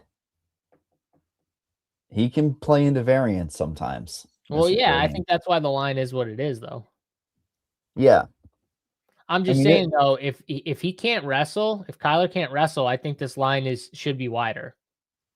And And it's not. it could be reverses on the mat too. Like there's a lot of possibilities where it's a 50-50 once it hits the mat. Yeah, I don't know how you can get the What's the sub number for Jordane? I'm plus 600 on DraftKings Sportsbook. Wow. Plus Average odds 600. there. Average odds are there as well. Somebody posted on Twitter, I saw, I wish I could give them credit. It was over takedowns for Jordane 0.5 on, the offshore BOL. It was like plus 350 for one takedown for What's his, Jordane.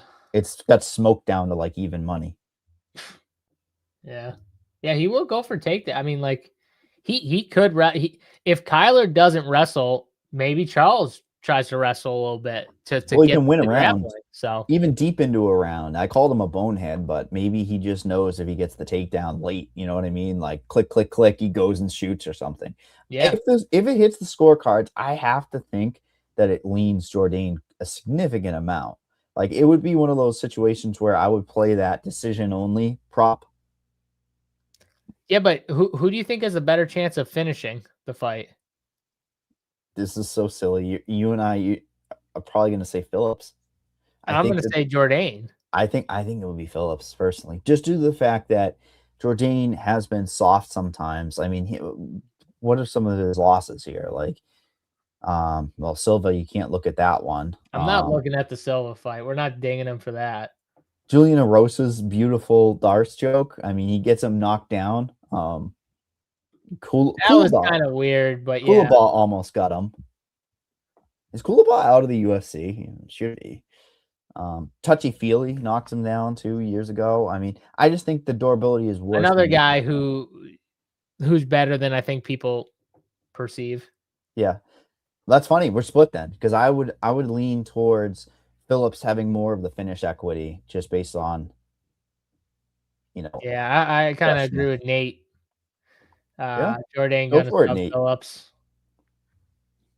But like I say, if I'm going to bet this thing and I don't like taking too big of a risk, it's probably going to be decision only prop minus 150 for Jordane, just because it covers his win condition big time. What about this? What about this right here? We go Jordane sub plus 600 and Nalo by decision at plus 450. How about that? I don't hate it. I mean, the sprinkle a hundy on it. The sports books are saying Mandel Nalo will probably grapple. That's what they are specifically saying. So you're saying I should have bet the sub? Is that what you're saying? Not at all. I'm saying that leads me to, if they're negated on the mat, you go into a decision with him in top position, meaning he wins. So, yeah, I think we're torn on this fight. That's okay. That probably means for fantasy, though. It's not okay. One of us is going to be right and one of us is going to be wrong, and then we make fun of the one that's wrong. That's how this show goes. Fuck, damn it. Yeah, Jordane, there we go. Don't change your pick now, Mike. Jordane, one of us is getting made fun of next week. Can I at least have the out to say that Kyler might not score well? No outs. No outs. We are on, each of us are on one side. There's no outs. For DFS, you can have an out. For DFS, that's what I'm saying. Yeah. I think Kyler could be low scoring and a win. That's all. Oh yeah, so you think he's a bad DFS play regardless? Ownership, I expect him a third of the field. That's too much ownership for a guy who probably lacks a very high ceiling. I think the ceiling is not there. You're playing for win equity, which is not the best idea to do on this slate. When there's a bunch of closely lined fights, you should be spreading it a little bit. And if you're going to play Charles Jordane in DFS, he's one of those guys that could be the guy to win the slate, right? Like he has upside 8,700. He's like priced just below that big, huge range. And then the middle range where you probably only need one or two. You don't need two, but one of those plays in the middle range. He's definitely going to be lower on Jordane. So we move on to the main event of the evening, where everybody, I guess, is starting to bet Gilbert Burns. It's looked like through the last few days. I don't know. The line still is minus 278 on DraftKings Sportsbook for Mike Malott.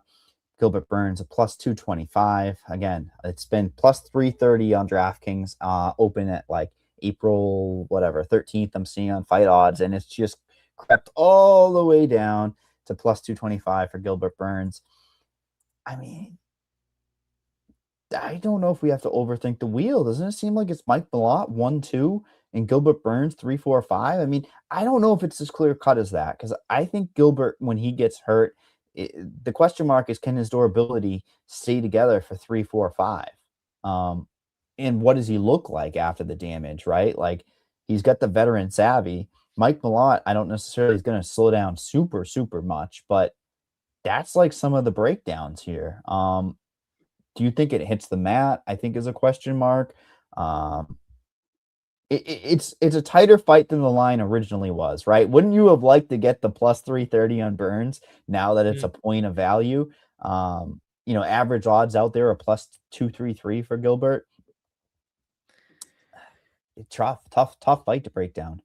Yeah, it is. And I'm just going to go through real quick. I'm going to read some names real quick. Ready for this? And then you can decipher what I'm saying based on the names here. So we have Neil Magny, Trevin Giles, Charles Radke, Kevin Holland.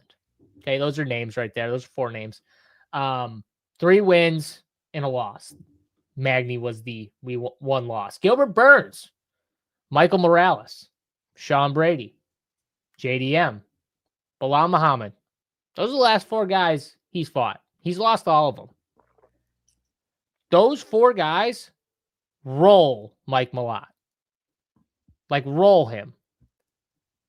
So we have a situation where one guy is minus almost 300. The line has been bet down a little bit. It starts to seem like some money's coming in on Gilbert. People are like, this line might be too high, right? It might not even be like, I think Gilbert wins. It might just be like, it's too wide, which I think it is. I think it is a little too wide. Gilbert has fought the best competition. He's lost to a lot of them, but he has fought the best competition, where Mike Malott, we remember him getting the step up and then losing. And then they give him, let's be honest, they give him 2 handouts, right? They give it, let's build you back up here, Mike. Give you 2 handouts. And then he beats Kevin Holland, which is, well, okay. Whatever. He wins. Okay. Kevin Holland's good. Let's be respectful here. But now he gets Gilbert Burns, who has fought the elite, has lost to the elite, but has fought the elite. I don't know. I have to go with the plus 225 in Burns. Like, I just feel like it's the right side. Mike Malott's going to want to be the cleaner guy. He's going to want to, I think he's going to come in the first round or 2. I think he's going to be very methodical. I don't think he's going to come out there trying to just like run through Gilbert Burns. So I don't know if everyone's saying like he might like gas slow. I think he's going to come in with like that game plan. Like, I don't want to do that. So I'm going to be patient, not force things early, and just kind of let it come to him. And we'll see if he can, not gas out, keep it clean. I think Gilbert's going to go in there, and eventually at some point he's going to try and make it a little dirty. I don't know if there's going to be grappling. There probably will be some grappling, right? Some wrestling, whether it's Malott shooting or Gilbert. I think Gilbert could shoot. Try and get some grappling going. Either guy. Yeah, I think it's going to be Gilbert, because I think Malott's going to be the cleaner on the feet. So Gilbert's going to try and get inside. So there could be some level changing. He's going to throw out the bigger shots, but Malott's going to throw out more of the technical shots. So yeah, I'm betting Gilbert though. And for DFS, I'm probably going to have a little more Gilbert, but the field's catching up already. The field is starting to catch up. It does feel like it. But I will say, I thought there'd be more people on Gilbert. It does feel like it's kind of split. Oh, you got like the line is too wide crowd, which is like more or Gilbert's fought the way better competition, which is more where I lean. And then the Malott side is just like, Gilbert's not that guy anymore. Malott, it's in Canada. They want to build him up, right? Those are the pluses for him, right? Oh, yeah. I mean, look at these significant strikes for Gilbert, by the way. That's the first thing you should be looking at pick 6. I'm surprised you didn't just click that and go, holy shit, there's one clear thing there. You look at the over-under, right, on the fight, and it's a total of 2.5, and it's a flip a coin. Are you telling me Gilbert Burns can't get to 33.5 significant strikes over 2.5 rounds? I mean, that's bonkers number. Am That's I telling you crazy? they think that thing's going under, or they think there's a lot of wrestling and grappling from Malott. Correct. And that also says probably they just think he's going to roll. Malot's going I to go did in there and not roll. see this. Burns over half a takedowns plus 150. I think that's a good bet. Yeah. Yeah, I mean that's a beautiful one, especially late, right? Like we think that narrative could be there. Um, Morales, Brady. I mean, he's getting takedowns on in just about every fight. None in the Bilal. I don't know what you think. Do you think that there's a finish? I think that's what it comes down to because I feel like there's overs to be had here. I think Burns is a lot more durable than people are giving him. Well, that's So why the more and more we talk, I kind of like the significant strike over because I do lean this fight going over this line, and I think it's very possible it could go to a decision. So, what if they bite down on the mouthpiece and go? There's 34 significant strikes potential right there as well. So we're gonna have to probably take a leg off and on our pick six and look there in a second. probably. If it hits the scorecards, I think that Gilbert's absolutely in play because that means he was keeping it competitive. If it's one-sided, I'm not saying he's a quitter, but I mean he's probably The gonna be problem with pounding the out. scorecards, Mike, he's going to have to really win it. He's going to have to really, really win it. Like Yeah. 3 clear rounds, which I'm not saying he can't do. I'm saying, And I'm not one to say this ever because I don't like stacking, but Gilbert Burns 6,900 could absolutely, on this particular slate, you could have a few things go right. There's a lot of closely lined fights, so it's a little worrisome on that front. But if Gilbert Burns gets to like 75 points in a decision and loses the fight and Malott wins, there is a world where the stack wins. I wanted to make a point of that. I know it's very silly to say, but they both want the 50K, 100K bonus, right? Like for fight of the night. So there's a world where Burns in a loss could score pretty well. yeah, no, he definitely could. I'm a requires little time. lower on Malott, I think, for DFS in general, just because I mean, he could win and still not score what you need. Like he Barbosa could, is so much more of a stronger play than Malott in a vacuum. yeah, he just doesn't have the extra 2 rounds. Which is like, yeah, that's why we have to look at it, all of Correct. it, and not just that small little bubble, right? In Jasmine, I would argue Barbosa and Jasmine are stronger plays than Malott. And the problem is when you break down those 5 rounds, the floor is now in play, which makes Malott a pretty much even play to those players. Yeah, fun. Definitely a fun slate. Like I say, I could definitely see many different outcomes. Do you think a mid-range build is going to be different? I do. I think it's a stars and scrubs. The stars and scrubs comes into play with like those Barbosa Malott builds though, or Barbosa, Nalo, maybe Siraj, I guess. Yeah, I mean, those are leverage plays at the top. If you like Barbosa and Malott are going to be the 2 highest owned. So going like Jasmine and Siraj as the start is an interesting start for leverage. And somehow if you can fade both Barbosa and Malott, that's a way to get unique, I think. Herbert. It's Herbert time, baby. He's really the guy when it comes to leverage. When you're talking about trying to win this tournament, and when you play him with Jasmine and Siraj, you're just inherently so different. And then just fading Barbosa and Malott, it's a lot to put up into the wind. But there's a world where they score closer to 95. Did you see Barbosa's fantasy total? We don't have to click it. It's like 101.5.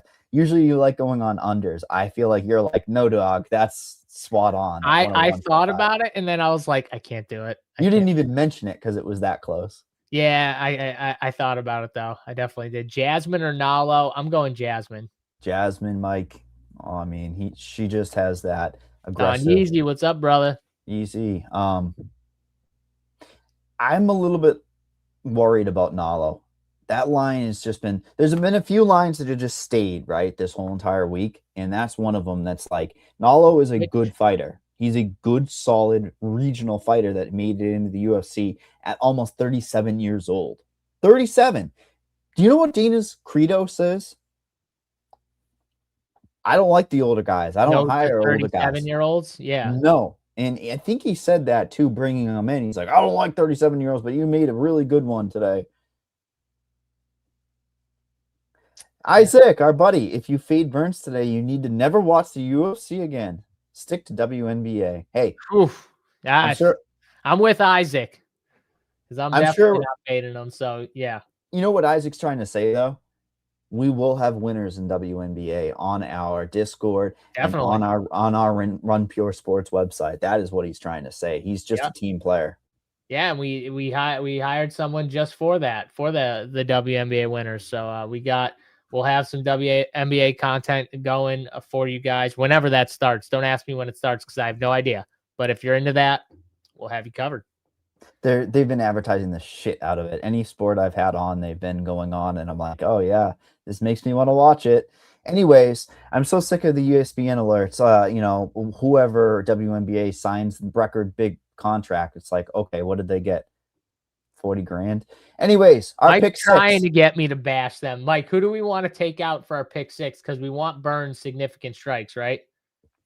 I think so. It's a so smash, who do we want to take out? Do we want to take out Croin fantasy, Gage fantasy, Jasmine takedowns, Castaneda? I mean, it's worrisome because there's the money line value in the win equity, but you and I hesitated right away with Castaneda going in, did we not? Cool. I mean, it's up to you, but I think that when we both were hemming and hawing, I think that's the world we're in. Yep, I like that. So we've got Siraj over on significant strikes, 28.5. Croin over on fantasy points, 69.5. Valentin over on fantasy points, 67.5. Gage Young over on fantasy points, 62.5. Jasmine over on takedowns, 2.5. And Gilbert Burns over on 33.5 significant strikes. A lot of overs today here for the pick 6. I don't know if it's that surprising. So many closely lined fights. You gotta get some Obies. Get a little Obies. Bang. And we're in right there. Best bets, I know they're coming. Jasmine inside the distance is not a best bet, but man, that plus 3. Why not? Why can't it be? Plus 350. Whatever you want. Plus 350 is one of those upside bets I'll give for damn sure. I love that upside there. Croin. Melissa Croin, I don't care if it's a trap. I think she's got the hometown cooking. I think there's an out for her to win by knockout. Minus 135, a best bet for me. I really, really like that one. You want another upside bet for me? Go Con Saricam ladder takedowns. Problem is you're probably going to have trouble getting up Boser, but I think it's a direct path to even be 3 rounds of just takedowns. I don't rate Boser that high. When we come to fantasy, I think I gave it out. I'm going to be lower on Barbosa than the field on purpose. I'm going to be lower on Malot on purpose. It's not like you can get leverage playing Bizookia, but playing Burns is definitely a guy that's going to be interesting to open up your salary. And 2 potential leverage plays I have to give out, and I've said a couple times already. Herbert. This is the guy that in a win will hit like a fucking truck, will be able to hurt Nalo, I believe, and garner some respect. That line has stayed steady. That's the big concern for me. And when you're looking at leverage, who was the low-owned woman? It's Melissa Croin. Again, fantasy. I think 2 women, you and I, are going to win all the monies. Hopefully our Run Pure followers are up top with a Melissa Croin, Jasmine Jasticius type of win. And I don't know. That other fight just sucks so much, dude. The problem is if we had like 11 fights like next week, can you believe it? We have 11 fights. Hopefully they add another fight next week. But, I think we might actually have pulled the trigger on JJ Aldrich in fantasy if it was 11 fights. Oh, if there was 11 fights, I'd be pulling the trigger for sure. But yeah, no, a couple. I do like the Jasmine inside the distance line. Nalo by decision at plus 450. like you said, a little more respect for Jai Herbert. I think that fight could go longer than people would like. So I do like that lean there for a little bit more of a long shot from a betting perspective and stuff like that. Those would be kind of the two I'm looking at here. And then for DFS, like you said, I mean, I'm going to be lower on Malot, a little higher on Burns, higher on the women, Croin and Jasmine, and build from there. I got two quickies. One, how are you handling the money line value? Because the biggest popular build for first 2 clicks is going to be the Valentin and Castaneda. That's how people are going to start their lineups. Do you think there's a world where if you're building a significant amount of lineups, you make a rule one or the other? I think that might be one path to victory that is a strong way to go. And is there, if you're going to be fading both of those, you got to get leverage. You have to get leverage with Vologdin or Leblanc, right? You can't just fade both of those. I'd be more into Vologdin just because I think his pressure is going to force a fight that maybe will be good for fantasy. Whereas Leblanc, I'm just not sure. Like Valentin could stall it out for a round and a half. It could get sloppy. So maybe, maybe you could find a finish, but I probably take a shot more with the dog in Vologdin, even though he is fighting a solid fighter in Castaneda, whereas the other two are not good fighters. You know what I mean? Valentin and Leblanc. Yeah, I'm really going to be splitting hairs because it's just like when you're 33% of the field is going to play each of these guys, Castaneda and Valentin, that build is just going to be so damn popular. Now, next week, what I wanted to bring up, only 11 fights at the moment. Sterling and Zalal, great fight. My girl Norma, big Norm back in there. But really what I wanted to say was the guy that's faced Vologdin is in his debut fight in the UFC. Oh, yeah, that's going to be a banger. Davey Grant, what a fucking amazing fight. But fight of the year is next week, guys. I have to pee it up.